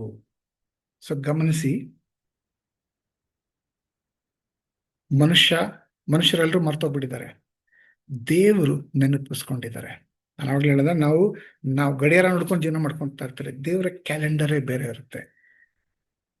ಇಷ್ಟು ಅಧ್ಯಾಯಗಳು ಇಲ್ಲಿವರೆಗೂ ಕೂಡ ದೇವರ ಕ್ಯಾಲೆಂಡರ್ ಅಲ್ಲಿ ಬೇರೆ ತರ ನಡೀತಾ ಇತ್ತು. ಈಗ ಈ ಕಾರಣ ನೋಡಿ ಎಷ್ಟು ವಿಚಿತ್ರವಾಗಿದೆ. ರಾತ್ರಿಯಲ್ಲಿ ಅರಸನಿಗೆ ನಿದ್ರೆ ಬರಲಿಲ್ಲ. ನಿದ್ರೆ ಬಂದಿಲ್ಲ ಅಂದ್ರೆ ಏನ್ ಮಾಡ್ಬೇಕು? ಆಗಿನ ಕಾಲದಲ್ಲಿ ಟ್ಯಾಬ್ಲೆಟ್ ಇತ್ತೋ ಇಲ್ಲ ಅನ್ಸುತ್ತೆ, ಬಟ್ ಬೇರೆ ಏನಾದರೂ ಇರ್ಬೋದು. ನಾನು ಬೈಬಲ್ ಓದಿರೋಂಥ ಕೆಲವು ವಾದ್ಯ ನುಡಿಸ್ಬೇಕು, ನೀವು ನುಡಿಸ್ತಾ ಅಂದರೆ ನಿದ್ದೆ ಮಾಡ್ತೀರಿ, ಅಥವಾ ಯಾರಾದರೂ ಹಾಡು ಹೇಳೋದಂದರೆ ಅದನ್ನು ನಿದ್ದೆ ಮಾಡಿಸ್ಬೋದು. ಆ ರೀತಿಯಲ್ಲಿ ಕೆಲವು ಪದ್ಧತಿಗಳಿತ್ತು. ಆದರೆ ಈ ಅರಸ ನನಗೆ ನಿದ್ರೆ ಬರ್ತಾ ಇಲ್ಲ ಅಂತೇಳಿ ಏನು ಮಾಡ್ತಾ ಇದ್ದಾನೆ, ಆದ್ದರಿಂದ ಪೂರ್ವ ವೃತ್ತಾಂತಗಳ ಗ್ರಂಥವನ್ನು ಅವನು ತರಿಸಿ ಪಾರಾಯಣ ಮಾಡಿಸುತ್ತಿರುವಾಗ, ವಿಚಿತ್ರ ಅನ್ನಿಸ್ತಾ ಇಲ್ಲ? ನಿದ್ದೆ ಬರ್ತಾ ಇಲ್ಲ ಅಂತ ಹೇಳಿ ಒಂದು ಗ್ರಂಥ ತರಿಸಿ ಅದರಿಂದ ಓದಿಸ್ತಾ ಇದ್ದಾರೆ. ಅದನ್ನು ಓದಿಸ್ತಾ ಇರ್ಬೇಕಾದ್ರೆ ಎಷ್ಟೊಂದು ವಿಷಯಗಳಿರುತ್ತೆ, ದಿನಚರಿಗಳು ಏನೇನೋ ನಡೆದಿರುತ್ತೆ. ಆ ರಾತ್ರಿ ಆ ಸಮಯದಲ್ಲಿ ಆ ಗ್ರಂಥ ಓದಬೇಕಾದ್ರೆ ಅವರ ಕಣ್ಣಿಗೆ ಬಿದ್ದಿದ್ದು ಮೊರ್ದೆಖಾಯ ಮಾಡಿರುವಂತಹ ಆ ವಿಷಯ. ಹೇಗೆ ನಡೀತು? ಅವಾಗ ಕೇಳ್ತಾ ಇದ್ದಾರೆ ರಾಜ, ಹೌದು ಹೌದಲ್ವಾ, ಇವ್ರು ಒಳ್ಳೆ ಕಡೆ ಮಾಡಿದ್ನಲ್ಲ, ಅವ್ನಿಗೇನಾದ್ರೂ ಸಿಕ್ತಾ ಪರಿಫಲ, ಅವ್ರಿಗೇನಾದ್ರೂ ಸ್ಥಾನಮಾನ ಏನಾದ್ರು ಸಿಕ್ತಾ ಅಂತಂದ್ರೆ ಏನು ಸಿಕ್ಕಿಲ್ಲ ಅಂತ ಹೇಳ್ತಾ ಇದ್ದಾರೆ. ಇದು ದೇವರ ಕ್ಯಾಲೆಂಡರ್. ಇದು ನಡೆದಾಗ ಮತ್ತೆ ನೀವು ಈ ಅಧ್ಯಾಯ ಪೂರ್ತಿ ಓದ್ ನೋಡಿ ಏನೆಲ್ಲ ಆಯ್ತು ಅಂತ ಹೇಳಿ. ದೇವರು ಮಾಡಿರುವಂತಹ ಕಾರ್ಯ, ರಾತ್ರಿಯಲ್ಲಿ ಅರಸನಿಗೆ ನಿದ್ದೆ ಬಾರದಂತೆ ಹೋಯಿತು. ಎಸ್ತರಳು 7ನೇ ಅಧ್ಯಾಯ 10ನೇ ವಚನ. ಆ ರಾತ್ರಿ ಅರಸನಿಗೆ ನಿದ್ದೆ ಬಂದಿಲ್ಲ. ನಿದ್ದೆ ಬರದೇ ಇದ್ದಾಗ ಗ್ರಂಥ ತರಿಸಿದ್ರು. ಆ ಗ್ರಂಥದಲ್ಲಿ ಮೊರ್ದೆಖಾಯನ ಬಗ್ಗೆ ಓದಿದ್ರು. ಅವನಿಗೇನಾದ್ರೂ ಸ್ಥಾನಮಾನ ಸಿಕ್ತಾ ಅಂತಂದ್ರೆ ಇಲ್ಲ ಅಂತ ಗೊತ್ತಾಯ್ತು. ಆ ರಾತ್ರಿ ಆದ ನಂತರ, ಅಂದ್ರೆ ಯಾಕೆ ಆ ರಾತ್ರಿ ಅಂತಂದ್ರೆ, ಎಷ್ಟೋ ದಿನಗಳು, ವಾರಗಳು, ತಿಂಗಳುಗಳ ತನಕ, ಎಷ್ಟೋ ವರ್ಷಗಳ ತನಕ ಆಯ್ತೋ ಗೊತ್ತಿಲ್ಲ, ತಾನು ಮಾಡಿರುವಂತಹ ಕಾರ್ಯಕ್ಕೆ ಮೆಚ್ಚುಗೆ ಸಿಕ್ಕಿಲ್ಲ ಅಂದ್ರೂ ಕೂಡ ಒಂದು ರಾತ್ರಿಯಲ್ಲಿ ಎಲ್ಲ ಬದಲಾವಣೆ ಹೇಗಾಗುತ್ತೆ? ಎಸ್ತರಳನ್ನು 7ನೇ ಅಧ್ಯಾಯ ವಚನ. ಹಾಮಾನನನ್ನು ಮೊರ್ದೆಖಾಯಿಗೋಸ್ಕರ ಸಿದ್ಧ ಮಾಡಿದ್ದ ಗಲ್ಲಿಗೆ ಹಾಕಿದರು. ಅರಸನ ಕೋಪವು ಶಾಂತವಾಯಿತು. ಅಂದ್ರೆ ಈ ಮಧ್ಯದಲ್ಲಿ 3, 4, 5, 6 ಈ ಅಧ್ಯಾಯಗಳನ್ನ ನೋಡ್ದ ಅಂತಂದ್ರೆ ಅನೇಕ ವಿಷಯಗಳು ನಡೆಯುತ್ತೆ. ಹಮಾನನು ಹೇಗಾದ್ರೂ ಮಾಡಿ ಮೊರ್ದೆಖಾಯನ ಕೊಲ್ಲಿಸ್ಬೇಕು ಅಂತ ಸಂಚು ಹಾಕಿ ಏನೇನೋ ಪ್ರಯತ್ನ ಪಡ್ತಾನೆ. ಯಾವ ಆ ಗಲ್ಲಿಗೆ ಹಾಕಬೇಕು ಅಂತ ಹೇಳಿ ಆ ಕಂಬ ನಡೆಸಿರ್ತಾರಲ್ವಾ, ಅದೇ ಕಂಬದಲ್ಲಿ ಹಾಮಾನನನ್ನು ಗಲ್ಲಿಗೆ ಹಾಕಿಸ್ತಾರೆ.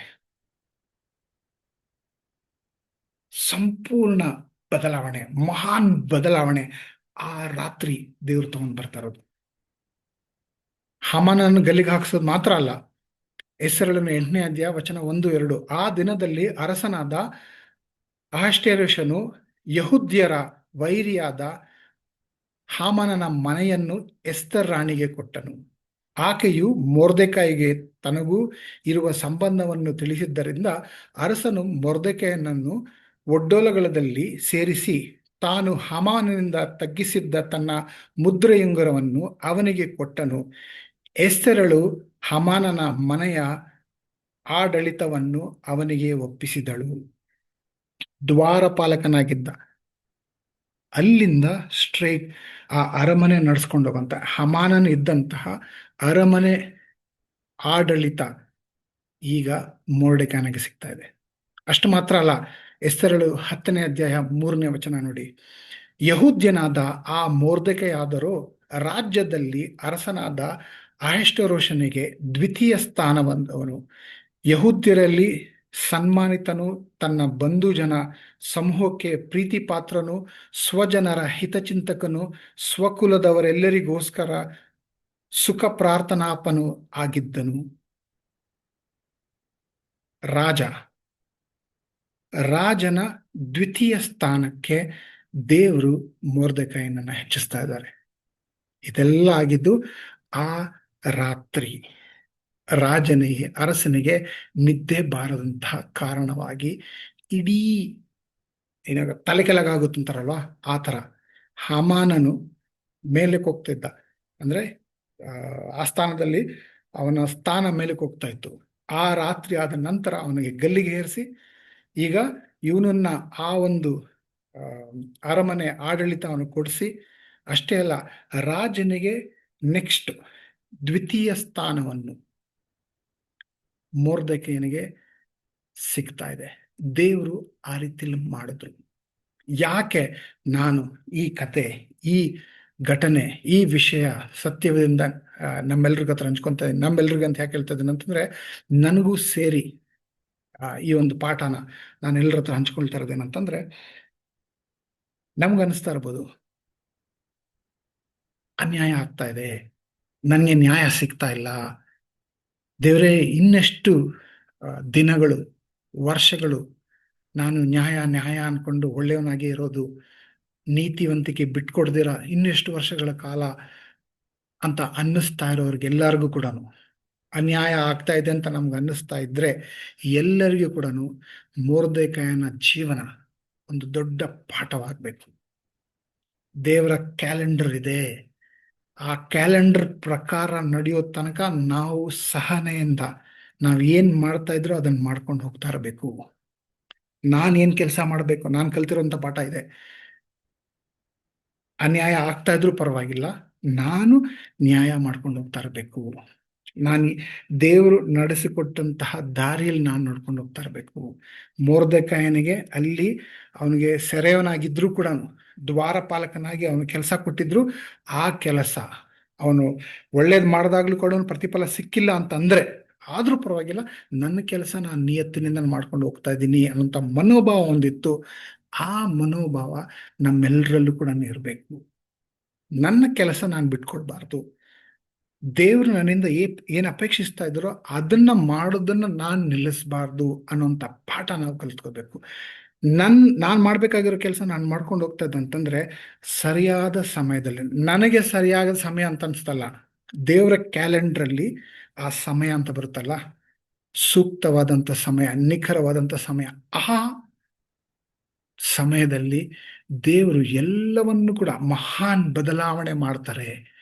ನಮ್ಮ ಜೀವನದಲ್ಲೂ ಕೂಡ ಎಷ್ಟೇ ಕಷ್ಟ, ಎಷ್ಟೇ ನೋವು, ಎಷ್ಟೇ ಭಾರ ನಿಮ್ಗೆ ಇವತ್ತಿ ಅನಿಸ್ತಾ ಇದ್ರು ಕೂಡ ಅವ್ರ ಕ್ಯಾಲೆಂಡ್ರಲ್ಲಿ ಒಂದು ದಿನ ಆ ರಾತ್ರಿ ಅಂತ ಬರುತ್ತೆ, ಆ ಗಳಿಗೆ ಅಂತ ಬರುತ್ತೆ. ಆ ಗಳಿಗೆ ಬಂದಾಗ ಎಲ್ಲವೂ ಬದಲಾವಣೆ ಆಗ್ಬಿಡುತ್ತೆ. ಇದು ಖಂಡಿತ. ದೇವರು ಪರಿಸ್ಥಿತಿಯನ್ನು ತಿರುಗಿಸಿದಾಗ ಸಂಪೂರ್ಣವಾಗಿ ತಿರುಗಿಸ್ಬಿಡ್ತಾನೆ. ಅನೇಕ ಸಾರಿ ನಮ್ಮ ಜೀವನದಲ್ಲಿ ಈಗಾಗಲೇ ಆಗಿದೆ, ದೇವರು ಮಾಡಿದ್ದಾರೆ, ಇನ್ನು ಮುಂದೆನೂ ಮಾಡ್ತಾರೆ. ಅಕಸ್ಮಾತ್ ಈಗ ಯಾರಿಗಾದ್ರೂ ಅಯ್ಯೋ ನಾನು ಬಹಳ ಕಷ್ಟದಲ್ಲಿದ್ದೀನಿ, ಬಹಳ ನೋವಿನಲ್ಲಿದ್ದೀನಿ, ಯಾರೂ ಅರ್ಥ ಮಾಡ್ಕೊಳ್ತಾ ಇಲ್ಲ, ಇನ್ನು ಎಷ್ಟು ವರ್ಷ ಅಂತ ನಾನು ಈ ಕಷ್ಟ ಅನುಭವಿಸ್ತಾ ಇರ್ಬೋದು ಅಂತ ಅನ್ನಿಸ್ತಾ ಇದ್ರೆ, ದೇವ್ರ ಕ್ಯಾಲೆಂಡ್ರಲ್ಲಿ ಆ ರಾತ್ರಿ ಅಂತ ಅವ್ರು ನಿರ್ಧಾರ ಮಾಡಿದ್ದಾರೆ. ಆ ರಾತ್ರಿಗೋಸ್ಕರ ಕಾಯೋಣ. ರಾತ್ರಿ ಅಂದ್ರೆ ನಾನು ರಾತ್ರಿ ಅಂತ ಹೇಳ್ತಾ ಇಲ್ಲ, ಆ ಕ್ಯಾಲೆಂಡ್ರಲ್ಲಿರುವಂಥ ಆ ಸಮಯಕ್ಕೋಸ್ಕರ ಕಾಯ್ಕೊ. ಆ ಕ್ಯಾಲೆಂಡ್ರಲ್ಲಿರುವಂಥ ಆ ಸಮಯ ನಡೆದಾಗ ಎಲ್ಲವೂ ಬದಲಾವಣೆ ಆಗುತ್ತೆ. ದೇವರು ಖಂಡಿತವಾಗ್ಲೂ ಮಾಡ್ತಾರೆ. ಅದನ್ನ ನಾವು ಮೊರ್ದೆಕಾಯನ ಜೀವನದಿಂದ ಖಂಡಿತವಾಗ್ಲೂ ಕಲಿಬೇಕಾಗಿರೋದೆ. ಅಷ್ಟೇ ಅಲ್ಲ, ಇನ್ನು ಕೆಲವು ವಚನಗಳು ನಮಗೆ ನಾನು ಜ್ಞಾಪಕ ಪಡಿಸ್ತೀನಿ. ಜ್ಞಾನೋಕ್ತಿಗಳು 21:1. ರಾಜನ ಸಂಕಲ್ಪಗಳು ಯೆಹೋವನ ಕೈಯಲ್ಲಿ ನೀರಿನ ಕಾಲುವೆಗಳಂತೆ ಇವೆ, ತನಗೆ ಬೇಕಾದ ಕಡೆಗೆ ತಿರುಗಿಸುತ್ತಾನೆ. ಯೋಚನೆ ಮಾಡಿ ನೋಡಿ, ರಾಜನ ಸಂಕಲ್ಪಗಳು. ರಾಜನು ಅಂದ್ರೆ ಯಾರು? ನನ್ನ ಜೀವನದಲ್ಲಿ, ನಿಮ್ಮ ಜೀವನದಲ್ಲಿ ಅನೇಕ ಜನರಿದ್ದಾರೆ. ಯಾರು ಅಧಿಕಾರ ನಡೆಸ್ತಾ ಇರ್ಬೋದು, ಅಂದ್ರೆ ನಾವು ಕೆಲಸ ಮಾಡುವಂತ ಜಾಗದಲ್ಲಿ ನಮ್ಮ ಬಾಸ್ ಆಗಿರ್ಬೋದು, ಅಥವಾ ನಮ್ಮ ಕುಟುಂಬದಲ್ಲಿ ಬೇರೆ ಬೇರೆ ಜನ ಇರ್ತಾರೆ. ಈ ಜನ, ಅವರ ಸಂಕಲ್ಪಗಳು ಯಾರ ಕೈಲಿದೆ? ಯೆಹೋವನ ಕೈಯಲ್ಲಿದೆ. ನೀರಿನ ಕಾಲುವೆಗಳಂತೆ ಇದೆ. ದೇವರು ಯಾವ ಕಡೆ ಬೇಕಾದ್ರೂ ತಿರುಗಿಸ್ತಾರೆ. ಆ ನಂಬಿಕೆಯಲ್ಲಿ ನಾವು ಕಾಯ್ತಾ ಇರೋಣ. ನನ್ನ ರಾಜ ಅಂದ್ರೆ ನನ್ನ ದೇವರು ಇಡೀ ಪ್ರಪಂಚನೇ ನಡೆಸ್ತಾ ಇರುವಂತ ದೇವರು. ಅಂತಹ ದೇವರನ್ನ ನಾನು ಆರಾಧನೆ ಮಾಡ್ತಾ ಇದ್ದೀನಿ. ಆ ನಂಬಿಕೆಯಲ್ಲಿ ಕಾಯ್ಕೊಂಡಿರೋಣ, ಆ ರಾತ್ರಿ ಬರುತ್ತೆ ಅಂತ. ಕೀರ್ತನೆಗಳು 27ನೇ ಅಧ್ಯಾಯ 14ನೇ ವಚನ. ಯೆಹೋವನನ್ನು ನಿರೀಕ್ಷಿಸಿಕೊಂಡಿರು, ದೃಢವಾಗಿರು, ನಿನ್ನ ಹೃದಯವು ಧೈರ್ಯದಿಂದಿರಲಿ, ಯೆಹೋವನನ್ನು ನಿರೀಕ್ಷಿಸಿಕೊಂಡೇ ಇರು. ಸೂಕ್ತವಾದಂತಹ, ಅಂದ್ರೆ ಯಾರೆಲ್ಲ ಕಷ್ಟದಲ್ಲಿದ್ದಾರೆ, ಭಾರದಲ್ಲಿದ್ದಾರೆ, ಇನ್ನೂ ಎಷ್ಟು ದಿನ ದೇವರೇ ಅಂತ ಗೊಂದಲದಲ್ಲಿದ್ದಾರೆ, ಅಂತಹವರಿಗೆ ಈ ವಚನ, ಯೆಹೋವನನ್ನು ನಿರೀಕ್ಷಿಸಿಕೊಂಡಿರು, ದೃಢವಾಗಿರು. ಮೊರ್ದೆಕಾಯ ನಿರೀಕ್ಷೆ ಮಾಡ್ಕೊಂಡಿದ್ದ, ತಾನು ಮಾಡಬೇಕಾಗಿರುವಂತ ಕಾರ್ಯ ಮಾಡ್ಕೊಂಡು ಹೋಗ್ತಾ ಇದ್ದ. ಯೆಹೋವನಲ್ಲಿ ನಿರೀಕ್ಷಿಕೊಂಡೇ ಇರು. ಹೃದಯವು ಧೈರ್ಯದಿಂದಿರಲಿ, ನಿನ್ನ ಹೃದಯವು ಧೈರ್ಯದಿಂದಿರಲಿ, ದೃಢವಾಗಿರಿ. ಯಾಕೆ? ಆ ರಾತ್ರಿ ಬರುತ್ತೆ. ಆ ರಾತ್ರಿ ಬಂದಾಗ ಎಲ್ಲಿಲ್ಲದ ವಿಷಯಗಳು, ದೇವರ ಆ ಒಂದು ರಾಜನು ರಾತ್ರಿಯಲ್ಲಿ ನಿದ್ದೆ ಬರದೇ ಇದ್ದಾಗ ಆ ಘಟನೆಗಳೆಲ್ಲ ನಡೀತಲ್ವಾ, ಇದ್ರು ಎಲ್ಲ ದೇವರ ಪವಾಡಾನೆ, ದೇವರ ಮೂಲಕ ನಡೆದಿರುವಂತ ಘಟನೆಗಳೇನೆ. ಅದು ನಡೆದಾಗ್ಲೇನೆ ಈ ಮಹಾನ್ ಬದಲಾವಣೆಗಳಾಗಿರೋದು. ಹಬಾಕುಕನು 2ನೇ ಅಧ್ಯಾಯ 3ನೇ ವಚನ, ಅದು ಕ್ಲುಪ್ತ ಕಾಲದಲ್ಲಿ ನೆರವೇರತಕ್ಕದ್ದು, ಆದರೆ ಪರಿಣಾಮಕ್ಕೆ ತ್ವರಪಡುತ್ತದೆ, ಮೋಸ ಮಾಡದು. ತ್ವರಪಡುತ್ತದೆ, ಮೋಸ ಮಾಡದು, ತಡವಾದರೂ ಅದಕ್ಕೆ ಕಾದಿರು, ಅದು ಬಂದೇ ಬರುವುದು, ತಾಮಸವಾಗದು. ದೇವರ ಕ್ಯಾಲೆಂಡರ್ ಪ್ರಕಾರ ಏನ್ ನಡಿಬೇಕು, ಯಾವಾಗ ಆಶೀರ್ವಾದ ಬರಬೇಕು, ಯಾವಾಗ ನಮ್ಮನ್ನ ಆ ಕಷ್ಟದ ಕಾಲದಿಂದ ಹೊರಗೆ ತೆಗಿಬೇಕಂತಿದ್ಯೋ ಆ ಕ್ಯಾಲೆಂಡರ್ ಇದೆ. ಆ ಕ್ಲುಪ್ತ ಕಾಲ ನೆರವೇರುತ್ತೆ. ದೇವ್ರ ಮೋಸ ಮಾಡಲ್ಲ. ತಡವಾದರೂ ಅದಕ್ಕೆ ಕಾದರು. ನಮ್ಗೆ ಅನಿಸ್ತಾ ಇರುತ್ತೆ, ಅಯ್ಯೋ ನಮ್ಮ ಟೈಮ್ ಪ್ರಕಾರ ನಡೀತಾ ಇಲ್ವಲ್ಲ, ಇನ್ನೂ ಎಷ್ಟು ದಿನ, ಇನ್ನೂ ಎಷ್ಟು, ಅಯ್ಯೋ ಅಯ್ಯೋ ಅಂತ ನಮ್ಗೆ ಅನಿಸ್ತಾ ಇರುತ್ತೆ. ತಡವಾದರೂ ಅದಕ್ಕೆ ಕಾದಿರೋ, ಆ ರಾತ್ರಿಗೋಸ್ಕರ ಕಾದಿರೋಣ. ಯಾವ ರಾತ್ರಿ ಮೊರ್ದೆಕಾಯನ ಜೀವನ ಸಂಪೂರ್ಣ ಬದಲಾವಣೆ ಮಾಡ್ತಾ ಇತ್ತು, ಅದೇ ರೀತಿಯಾದಂತಹ ಒಂದು ದೇವರ ಕ್ಯಾಲೆಂಡರ್ ಅಲ್ಲಿ ನಮಗೋಸ್ಕರ ಒಂದು ಟೈಮ್ ಅಂತಿದೆ. ಆ ರಾತ್ರಿಗೋಸ್ಕರ ಕಾಯೋಣ. ತಾಮಸವಾಗದು, ಅದು ಬಂದೇ ಬರುವುದು ಅನ್ನೋಂಥ ಭರವಸೆ ದೇವರ ವಾಕ್ಯದಲ್ಲಿ ನಮಗೆ ನೀಡ್ತಾ ಇದ್ದಾರೆ. ಯಾವುದೇ ಕಾಲಕ್ಕೂ ನಮ್ಮ ಹೃದಯ ಧೈರ್ಯ ಕೆಡೋದಕ್ಕೆ ಬಿಡೋದು ಬೇಡ, ದೃಢವಾಗಿರೋಣ. ಯೆಹೋವನು ನನ್ನ ಜೀವನದಲ್ಲಿ ಅವ್ರ ಕ್ಯಾಲೆಂಡರಲ್ಲಿ ಆಶೀರ್ವಾದ ತಗೊಂಡು ಬಂದೇ ಬರ್ತಾರೆ, ಅದಕ್ಕೋಸ್ಕರ ನಾನು ಕಾಯ್ತೀನಿ ಅನ್ನೋಂಥ ಭರವಸೆಯಲ್ಲಿ ನಾವು ಏನ್ ಮಾಡಬೇಕೋ ಅದನ್ನು ಮಾಡ್ಕೊಂತಾನೆ ಹೋಗ್ತಾರ. ಯೆಹೋವನ ಕ್ಯಾಲೆಂಡರ್ ನಿಜವಾಗ್ಲೂ ಅದ್ಭುತವಾಗಿ ನಡೆಸ್ತಾರೆ. ದೇವರು ಅನ್ನೋಂತಹ ಪದಾನೇ ಇಲ್ದಿರುವಂತ ಈ ಪುಸ್ತಕದಲ್ಲಿ ದೇವರ ಅದೃಶ್ಯ ಹಸ್ತದ ಕಾರ್ಯ ನೋಡಿ. ಒಬ್ಬ ರಾಣಿಯನ್ನು ಸಿದ್ಧಪಡಿಸಿದನು. ಎಲ್ಲಿಂದ ಬಂದ್ರು ಈ ರಾಣಿ? ಇವ್ರನ್ನ ಸೆರೆ ಹಿಡಿದು ಕರ್ಕೊಂಡು ಬಂದಿರೋರು. ನಾನು ಸ್ಟಾರ್ಟಿಂಗ್ ಅಲ್ಲಿ ಆ ವಚನ ಓದಿದ್ನಲ್ಲ, ಅವರು ಲಾವಣ್ಯವಾಗಿದ್ರು, ಸುಂದರವಾಗಿದ್ರು ಅಂತ ಹೇಳಿ, ನೀವು ಆ ಕತೆ ಓದ್ ನೋಡಿ. ದೇವರು ಆ ಸೌಂದರ್ಯನ ಹೆಸರಳಿಗೆ ಈ ಕಾರಣವಾಗ್ಲೇ ಕೊಟ್ಟಿರ್ತಾರೆ. ದೇವರು ಸಿದ್ಧಪಡಿಸಿದ್ರು. ಅವರು ರಾಣಿಯಾಗಿ ಎಲ್ಲ ಪ್ರಾಬ್ಲಮ್ ಸಾಲ್ವ್ ಆಯ್ತಾ? ಇಲ್ಲ.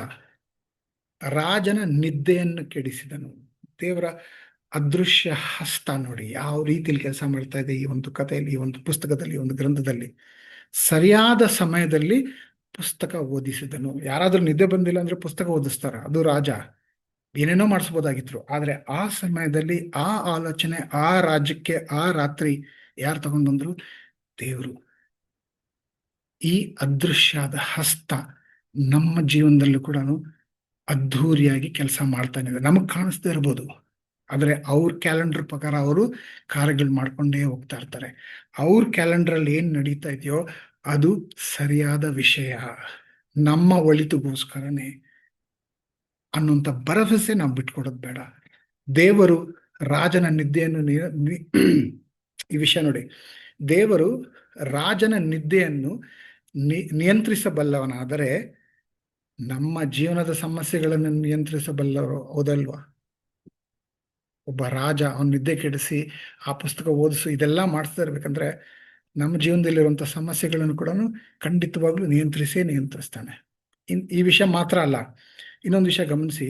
ಈಗ ಯೇಸು ಕ್ರಿಸ್ತರ ಜೀವನ ನೋಡ್ದಂತಂದ್ರೆ, ಅವ್ರು ಭೂಮಿಗೆ ಬಂದು ಯಾಕೆ ಬಂದ್ರು? ನಮ್ಮ ರಕ್ಷಣೆಗೋಸ್ಕರ ಬಂದ್ರು. ಆದ್ರೂ ಆ ರಕ್ಷಣೆ ಆಗ್ಬೇಕಂತ ಕಾರ್ಯ ಅವ್ರ ದೇವರ ಕ್ಯಾಲೆಂಡರ್ ಅಲ್ಲಿ, ತಂದೆಯಾದ ದೇವರ ಕ್ಯಾಲೆಂಡರ್ ಅಲ್ಲಿ ಅವರು 30 ವರ್ಷಗಳ ಕಾಲ ತನಕ ಮೌನವಾಗಿ ತಮ್ಮ ಜೀವನ ನಡೆಸ್ಕೊಂಡು ಹೋಗ್ತಾ ಇರಬೇಕಾಗಿತ್ತು. ಅದಾದ ನಂತರನೇ ದೇವರ ಕ್ಯಾಲೆಂಡ್ರಲ್ಲಿ ಅವರ ಆ ಒಂದು ಘಟನೆ ನಡೀತು, ಶಿಲುಬೆಯ ವಿಷಯ ನಡೀತು. ಯೇಸುವೆ ದೇವರ ಕ್ಯಾಲೆಂಡರ್ಗಾಗಿ ಕಾಯಬೇಕಾದ್ರೆ ನಾವ್ಯಾರು? ಧೈರ್ಯಗೆಡೋದು ಬೇಡ. ನಾವು ಈ ವಚನಗಳು ಏನು ಹೇಳ್ತಾ ಇದೆ, ಪ್ಲಸ್ ಮೊರ್ದೆಕಾಯನ ಜೀವನದಲ್ಲಿ ಏನು ನಡೀತೋ ಆ ವಿಷಯದಿಂದ ಕಲಿತಿರುವಂಥ ಪಾಠ ಮರೆಯೋದು ಬೇಡ. 4 ವಿಷಯಗಳು ನಾವು ಈ ಒಂದು ಕಥೆಯಿಂದ ಏನು ನೆನಪಿಡ್ಕೋಬೇಕಾಗಿರುವಂಥ ವಿಷಯಗಳು, ಖಂಡಿತವಾಗ್ಲೂ ಕಲಿಯುವಂಥ ಪಾಠಗಳು ಬಹಳ ಇದೆ. ಆದರೆ 4 ವಿಷಯಗಳು ನಾವು ಮರಿಬಾರ್ದು ಅಂತ ಮತ್ತೆ ಜ್ಞಾಪಕ ಪಡಿಸ್ತಾ ಇದ್ದೀನಿ. ಮರೆಯಲ್ಪಟ್ಟಾಗಲು ನಂಬಿಗಸ್ತರಾಗಿರಿ. ನಾನು ಒಳ್ಳೇದು ಮಾಡ್ತಾ ಇದ್ದೀನಿ, ಜನ ಯಾರು ಜ್ಞಾಪಿಸ್ಕೊಳ್ತಾ ಇಲ್ಲ, ನನಗೇನು ಪ್ರತಿಫಲ ಸಿಗ್ತಾ ಇಲ್ಲ ಅಂದ್ರೂ ಕೂಡ ನಂಬಿಗಸ್ತರಾಗಿರ್ಬೇಕು. ಮೊರ್ದೆಕಾಯ ಮಾಡಿರುವಂಥ ಕೆಲಸ ಅದೇ. ಅವ್ರ ಜೀವನದ ನಾವು ಕಲಿಬೇಕಾದಂಥ ಒಂದು ಪಾಠ. ಇನ್ನೊಂದು, ಇತರರೊಂದಿಗೆ ಹೋಲಿಸಿಕೊಳ್ಳಬೇಡಿ. ಯಾವಾಗ ನಮಗೆ ಜಿಗುಪ್ಸೆ ಆಗುತ್ತೆ, ನಾವು ಬಹಳ ಕೋಪ ಬರುತ್ತೆ ಅಂದರೆ ಬೇರೆಯವ್ರನ್ನ ಹೋಲಿಕೆ ಮಾಡಿ ನೋಡಿದಾಗ. ನಾನು ಪ್ರಾರಂಭದಲ್ಲಿ ಹೇಳಿದ್ನಲ್ಲ, ಬೇರೆಯವ್ರು ನೋಡಿದಾಗಲೇ ನನಗೆ ಅಂತ ಅಯ್ಯೋ ಅವ್ರು ನೋಡಿ ಹೆಂಗಿದ್ದಾರೆ ಅಂತ ಹೋಲಿಕೆ ಮಾಡಿದಾಗಲೇ ನನ್ನ ನೆಮ್ಮದಿ ನಾನು ಕಳ್ಕೊತೀನಿ. ಹೋಲಿಸಿ ನೋಡಿದಾಗ್ಲೇ ನನ್ನ ಸಂತೋಷ ನಾನು ಕಳ್ಕೊತೀನಿ, ನನ್ನ ತೃಪ್ತಿ ನಾನು ಕಳ್ಕೊತೀನಿ. ಇತರರೊಂದಿಗೆ ಹೋಲಿಸಿಕೊಳ್ಳಬಾರದು. ಅದು 2ನೇ ಪಾಠ. 3ನೇದು, ತಲೆಬಾಗಲು ನಿರಾಕರಿಸಿ. ತಲೆಬಾಗಲು ಅಂತಂದ್ರೆ ಅಕ್ರಮ ದಾರಿಯಲ್ಲಿ ನಡ್ಕೊಂಡು ಹೋಗೋದಕ್ಕೆ, ಅಥವಾ ಜನರಿಗೆ ಹೆದರ್ಕೊಂಡು, ಪ್ರಪಂಚಕ್ಕೆ ಹೆದರ್ಕೊಂಡು ಪ್ರಾಪಂಚಿಕವಾಗಿ ಜೀವನ ನಡೆಸೋದಕ್ಕೋಸ್ಕರ ಅದಕ್ಕೆ ತಲೆಬಾಗೋದು ಬೇಡ. ಅದನ್ನ ನಿರಾಕರಿಸ. ಮೊರ್ದೆಕಾಯ ಮಾಡಿದ್ದು ಅದೇನೆ. ಪ್ರಪಂಚ ಹೇಗೆ ಹೋಗ್ತಾ ಇದೆಯೋ ಆ ರೀತಿಲಿ ಹೋಗೋದು ಬೇಡ. ಆ ವಿಭಿನ್ನವಾಗಿ ಎಲ್ಲರಿಗೂ ಗೊತ್ತಾಗ್ಲಿ ನಾನು ಕ್ರೈಸ್ತನು, ನನ್ನ ಜೀವನ ಕ್ರಿಸ್ತನು ಹೇಳಿಕೊಟ್ಟಂತಹ ಪಾಠಗಳು, ದೇವರ ವಾಕ್ಯದಲ್ಲಿರುವಂತಹ ಏನೆಲ್ಲ ವಿಷಯಗಳು ನಮಗೆ ಹೇಳ್ಕೊಡ್ತಾ ಇದ್ದಾರೋ ಆ ಆಜ್ಞೆಗಳ ಪ್ರಕಾರ ನನ್ನ ಜೀವನ ನಡ್ಸ್ಕೊಂಡು ಹೋಗ್ತದೆ. ಏನೇ ಆದ್ರೂ ಕೂಡ ಅದನ್ನು ಬಿಟ್ಕೊಡಲ್ಲ, ತಲೆ ಬಾಗೋದಿಲ್ಲ. ಅದರಿಂದ ಜನಕ್ಕೆ ಗೊತ್ತಾಗ್ಲಿ ನನ್ನ ಬಿಹೇವಿಯರ್, ನಾನು ಯಾವ ರೀತಿಲಿ ನಡ್ಕೊತೀನಿ ಜನರ ಜೊತೆಲಿ, ನಾನು ಯಾವ ರೀತಿಲಿ ಜೀವನ ಮಾಡ್ತೀನಿ, ಅದರಿಂದ ಗೊತ್ತಾಗ್ಲಿ ಜನರಿಗೆ ನಾನೊಬ್ಬ ಕ್ರೈಸ್ತ ಅಂತ. ತಲೆಬಾಗಲು ನಿರಾಕರಿಸೋಣ. ಇನ್ನೊಂದು, ಕೊನೆಯದಾಗಿ ನಾವು ಯಾರು ಮರಿಬಾರ್ದಂತಹ ವಿಷಯ, ಯಾವಾಗಲೇ ನಮಗೆ ಭಾರ ಅನ್ನಿಸ್ತಾ ಇದೆ, ಕಷ್ಟ ಅನ್ನಿಸ್ತಾ ಇದೆ, ಅಯ್ಯೋಪ್ಪ ಎಷ್ಟು ವರ್ಷ ಸಹನೆ ಕಳ್ಕೊತಾ ಇದೆ ಅಂತ, ದೈವಿಕ ತಿರುವು ನಿರೀಕ್ಷಿಸಿ. ಅವರ ತಿರುವು ಸಂಪೂರ್ಣವಾಗಿ ತಲೆಬಾಲಾಗುತ್ತೆ, ಅಪ್ಸೈಡ್ ಡೌನ್ ಆಗುತ್ತೆ. ದೇವರು ಆ ರೀತಿಯಲ್ಲಿ ಮಾಡ್ತಾರೆ ಖಂಡಿತವಾಗ್ಲು. ಆ ಭರವಸೆಯಲ್ಲಿ ನಮ್ಮ ಜೀವನ ನಡ್ಸ್ಕೊಂಡು ಹೋಗೋಣ. ಸೊ ಈ ವಿಷಯಗಳು ನಾವ್ಯಾವತ್ತು ಮರೆಯೋದೇ ಬೇಡ. ಈಗ ನಾವು ಕರ್ತರ ಭೋಜನದಲ್ಲಿ ಪಾಲ್ಗೊಳ್ಳುವಂತಹ ಒಂದು ಸಮಯ. ಯೇಸು ಕ್ರಿಸ್ತರು ಎಷ್ಟು ಅದ್ಭುತ ಅಂತಂದ್ರೆ, ಯಾವುದೇ ಕಾರ್ಯ ನೀನ್ ಮಾಡು ಅಂತ ಹೇಳಿಲ್ಲ.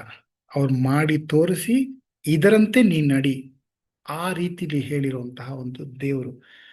ಈ ತರ ಬೇರೆ ಯಾವ ಗುರು ಆಗ್ಲಿ ಯಾವ ದೇವರಾಗ್ಲಿ ಇಲ್ಲಿ ಅಂತಹ ಅದ್ಭುತ ದೇವರು ನಮ್ಮ ಯೇಸು ಕ್ರಿಸ್ತರು. ಉದಾಹರಣೆಗೆ ಇವಾಗ ನಾವು ನ್ಯಾಯ ಅನ್ಯಾಯದ ಬಗ್ಗೆ ಪಾಠ ಕಲಿತಾ ಇದ್ರಲ್ವಾ, ಯೇಸು ಕ್ರಿಸ್ತರು ಏನ್ ಕಲಿಸ್ಕೊಟ್ರು? ಯಾರಾದ್ರೂ ಒಂದು ಕೆನ್ನೆ ಹೊಡೆದ್ರೆ ಇನ್ನೊಂದು ಕೆನ್ನೆ ತೋರಿಸು, ಯಾರಾದ್ರೂ ಒಂದು ಕೇಳಿದ್ರೆ ಅವ್ರಿಗೆ 2 ಕೊಡು. ಏನು ಅಕಸ್ಮಾತ್ ₹1 ಕೇಳಿದ್ರೆ ₹2 ಕೊಡು, ಒಂದಂಗಿ ಕೇಳಿದ್ರೆ ಇನ್ನೊಂದು 2 ಅಂಗಿ ಕೊಟ್ಟು ಕಳಿಸಿ. ಈ ರೀತಿಯಾಗಿ ಪ್ರೀತಿಯಿಂದ ಜನರನ್ನ ಗೆಲ್ಲು ಅನ್ನೋಂಥ ಪಾಠ ಹೇಳ್ಕೊಟ್ರು. ಆ ಪಾಠ ಯಾವ ರೀತಿ ಹೇಳ್ಕೊಟ್ರು? ಅವರ ಪ್ರೀತಿ ತೋರಿಸಿ ಈ ರೀತಿಲಿ, ಅಂದ್ರೆ ಒಬ್ಬ ವ್ಯಕ್ತಿ ಇನ್ನೊಬ್ಬರಿಗೋಸ್ಕರ ಪ್ರಾಣ ಕೊಡೋದಕ್ಕಿಂತ ಮಹಾತ್ಯಾಗ ಬೇರೆ ಯಾವುದೂ ಇಲ್ಲ. ಆ ಪ್ರಾಣ ತ್ಯಾಗ ಮಾಡಿರುವಂತಹ ಮಹಾತ್ಯಾಗ ಯೇಸು ಕ್ರಿಸ್ತರು ಮಾಡಿದ್ರು. ಆ ರೀತಿಯಲ್ಲಿ ನಮ್ಮನ್ನ ಪ್ರೀತಿ ಮಾಡಿದ್ರು. ಆ ರೀತಿಲಿ ಪ್ರೀತಿ ಮಾಡಿ ಈಗ ನೀವು ಒಬ್ರನ್ನೊಬ್ರು ಪ್ರೀತಿ ಮಾಡಿ. ನಾನು ಯಾವ ರೀತಿಲಿ ನಿಮ್ಮನ್ನು ಪ್ರೀತಿ ಮಾಡಿದನೋ ಅದನ್ನು ನೀವು ಅನುಭವಿಸಿದ್ರಲ್ವಾ, ಅದನ್ನ ನೀವು ಅರ್ಥ ಮಾಡ್ಕೊಂಡಿದ್ದೀರಲ್ಲ, ಆ ರೀತಿಲಿ ಹೋಗಿ ಪ್ರೀತಿ ಮಾಡಿ. ಎಷ್ಟೊಂದು ಜನ ಛೀ ಥೂ ಅಂತ ಬೈದ್ರು, ಉಗುಳಿದ್ರು. ಅವ್ರು ಬೇಕಿದ್ರೆ ಒಂದು ಕ್ಷಣದಲ್ಲಿ ಇಡೀ ಪ್ರಪಂಚನ ನಾಶ ಮಾಡಬಹುದಾಗಿತ್ತು. ಆದ್ರೂ ಅದನ್ನೆಲ್ಲ ಸಹಿಸ್ಕೊಂಡ್ರು. ಜನ ಛೀ ಥೂ ಅಂತ ಉಗಿದ್ರೆ ಒರೆಸ್ಕೊಂಡು ಸೇವೆ ಮಾಡೋದಕ್ಕೆ ಸಿದ್ಧರಾಗಿದ್ರು, ನಮಗೋಸ್ಕರ ಪ್ರಾಣ ತ್ಯಾಗ ಮಾಡೋದಕ್ಕೆ ಸಿದ್ಧರಾಗಿದ್ರು. ಅಂತಹ ಪ್ರೀತಿ ಮಾಡುವಂಥ ದೇವರು ನಮ್ಮ ದೇವರು. ಸೊ ಈಗ ಕರ್ತರ ಭೋಜನದಲ್ಲಿ ನಾವು ಪಾಲ್ಗೊಳ್ಬೇಕಾದ್ರೆ, ಈ ರೊಟ್ಟಿ ತಗೋಬೇಕಾದ್ರೆ ಇದು ಯೇಸು ಕ್ರಿಸ್ತರ ದೇಹ, ಈ ಒಂದು ದ್ರಾಕ್ಷರಸ ತಗೋಬೇಕಾದ್ರೆ ಇದು ಯೇಸು ಕ್ರಿಸ್ತರ ರಕ್ತ. ಅದು ತಗೋಬೇಕಾದ್ರೆ ನಮ್ಗೆ ಏನು ಗುರುತು, ಏನು ಜ್ಞಾಪಕ ಪಡಿಸ್ಬೇಕು ಅಂತಂದ್ರೆ, ಯೇಸು ಕ್ರಿಸ್ತು ಎಷ್ಟು ಪ್ರೀತಿ ಮಾಡ್ತಾ ಇದ್ರು, ಆ ರೀತಿಯಾಗಿ ಪ್ರೀತಿ ಮಾಡುವಂತ ವ್ಯಕ್ತಿ ನಾನಾಗ್ಬೇಕು. ಅದೇ ನಾನು ಕಲಿತಾ ಇದ್ದೀನಿ. ಜನ ಅನ್ಯಾಯ ಮಾಡ್ತಾ ಇದ್ರು ಪರವಾಗಿಲ್ಲ, ನಾನ್ ನ್ಯಾಯವಾಗಿ ಇರ್ತೀನಿ. ನಾನು ಏನ್ ಸರಿಯೋ ಅದನ್ನೇ ಮಾಡ್ಕೊಂಡು ಹೋಗ್ತಾ ಇರ್ತೀನಿ.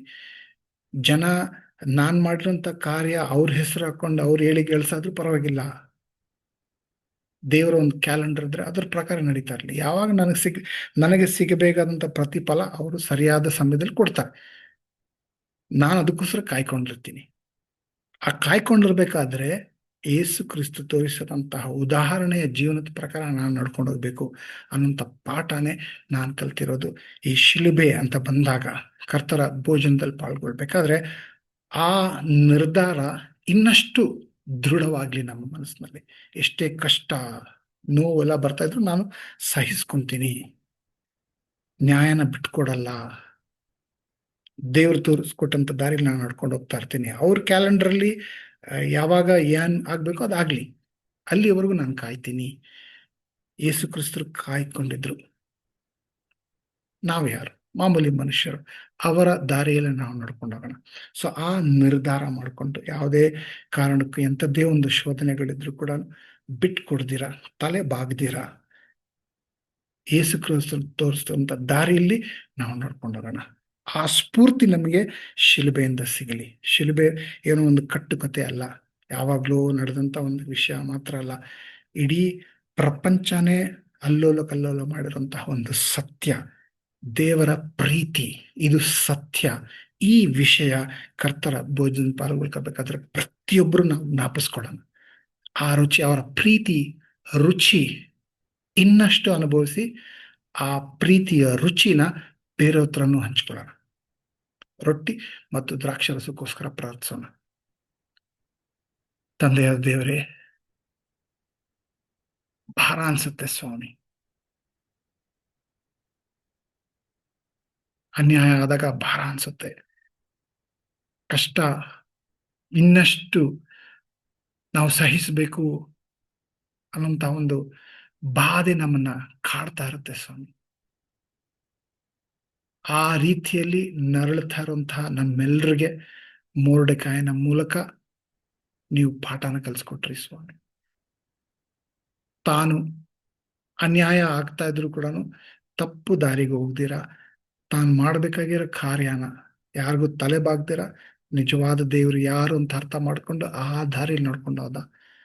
ಆಗ ಸರಿಯಾದ ಸಮಯದಲ್ಲಿ ನಿಮ್ಮ ಕ್ಯಾಲೆಂಡರಲ್ಲಿ ಏನಾಗ್ಬೇಕೋ ಅದ್ರ ಪ್ರಕಾರ ಅದ್ಭುತ ನೀವು ಅವನ ಜೀವನದಲ್ಲಿ ಮಾಡಿದ್ರಿ ಸ್ವಾಮಿ. ಅದೇ ರೀತಿಯಲ್ಲಿ ನಮ್ಮ ಜೀವನದಲ್ಲೂ ನೀವು ಮಾಡ್ತೀರಾ ಅನ್ನೋಂಥ ಭರವಸೆ ಬಿಟ್ಕೊಡ್ತೀರಾ. ಹೃದಯದಲ್ಲಿ ದೃಢವಾಗಿದ್ದು ಆ ದಿನ ಬರುತ್ತೆ, ಆ ರಾತ್ರಿ ಬರುತ್ತೆ, ಆ ಗಳಿಗೆ ಬರುತ್ತೆ, ನಿಮ್ಮ ಕ್ಯಾಲೆಂಡರ್ ಖಂಡಿತವಾಗ್ಲೂ ಏಳಿಗೆ ಇದ್ದೇ ಇದೆ ಅನ್ನೋಂಥ ಭರವಸೆಯಲ್ಲಿ ಜೀವನ ಮಾಡುವಂಥ ಶಕ್ತಿ, ನಮಗೆ ಧೈರ್ಯ ನೀವು ನಮ್ಗೆ ಕೊಡ್ಬೇಕು ಅಂತ ಕೇಳ್ಕೊತಾ ಇದ್ದೀನಿ. ಯೇಸು ಕ್ರಿಸ್ತರೇ, ನೀವೇ ಆ ಸ್ಫೂರ್ತಿ ನಮಗೆ ಸ್ವಾಮಿ. ಶಿಲುಬೆಯ ಮೂಲಕ ನಮಗೆ ತಿಳಿಸ್ಕೊಟ್ರಿ ಸ್ವಾಮಿ.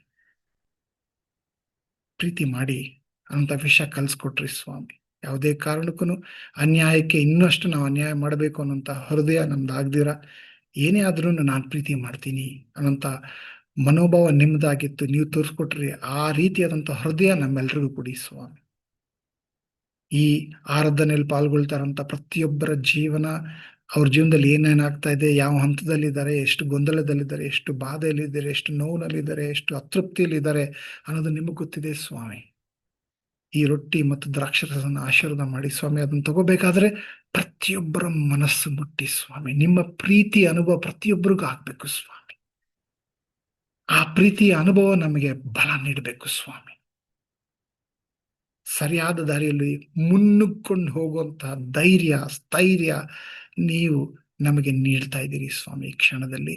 ಅದಕ್ಕೋಸ್ಕರ ಧನ್ಯವಾದಗಳು ಸ್ವಾಮಿ. ಯಾವುದೇ ಕಾರಣಕ್ಕೂ ನಿರುತ್ಸಾಹವಾಗಿ ಬಿಟ್ಕೊಡ್ದಿರ ಈ ಪಯಣದಲ್ಲಿ ನೀವು ತೋರಿಸ್ಕೊಟ್ಟಂತ ದಾರಿಯಲ್ಲಿ ನಡ್ಕೊಂಡು ಹೋಗುವಂತ ಮನಸ್ಸು ನಮ್ಮೆಲ್ರಿಗೂ ಕೊಡ್ಬೇಕು ಅಂತ ಕೇಳ್ಕೊಂತ ಇದ್ವಿ ಸ್ವಾಮಿ. ಆ ರೀತಿಯಲ್ಲಿ ನೀವು ಕೊಡ್ತೀರಾ. ಯಾರ್ಯಾರು ಯಾವ್ಯಾವ ರೀತಿಯಲ್ಲಿ ಬೇಕೋ ಆ ರೀತಿಯಲ್ಲಿ ನೀವು ಆಶೀರ್ವಾದ ನಿಮ್ಮ ಕ್ಯಾಲೆಂಡರ್ ಪ್ರಕಾರ ನೀವು ಮಾಡೇ ಮಾಡ್ತೀರೋ ಅಂತ ಭರವಸೆಯಲ್ಲಿ ಎಲ್ಲರ ಕಷ್ಟ, ಎಲ್ಲರ ನೋವು, ಎಲ್ಲರ ಬಾಧೆ, ಎಲ್ಲರ ಭಾರ ನಿಮ್ಮ ಪಾದದ ಹತ್ರ ಇಟ್ಟು ಎಲ್ಲರನ್ನೂ ಮುಟ್ಟಿ ಆಶೀರ್ವಾದ ಮಾಡಿ ಅಂತ ಕೇಳಿಕೊಂಡು ಈ ರೊಟ್ಟಿ ಮತ್ತು ದ್ರಾಕ್ಷಾರಸಕ್ಕೆ ನೀವು ಆಶೀರ್ವಾದ ಮಾಡ್ತಾ ಇದ್ದೀರಿ ಅಂತ ಹೇಳಿ ಈ ಪ್ರಾರ್ಥನೆಯನ್ನು ಯೇಸುವೆ ನಿಮ್ಮ ನಾಮದಲ್ಲಿ ಕೇಳ್ತಾ ಇದ್ದೀರಿ. ಆಮೇನ್.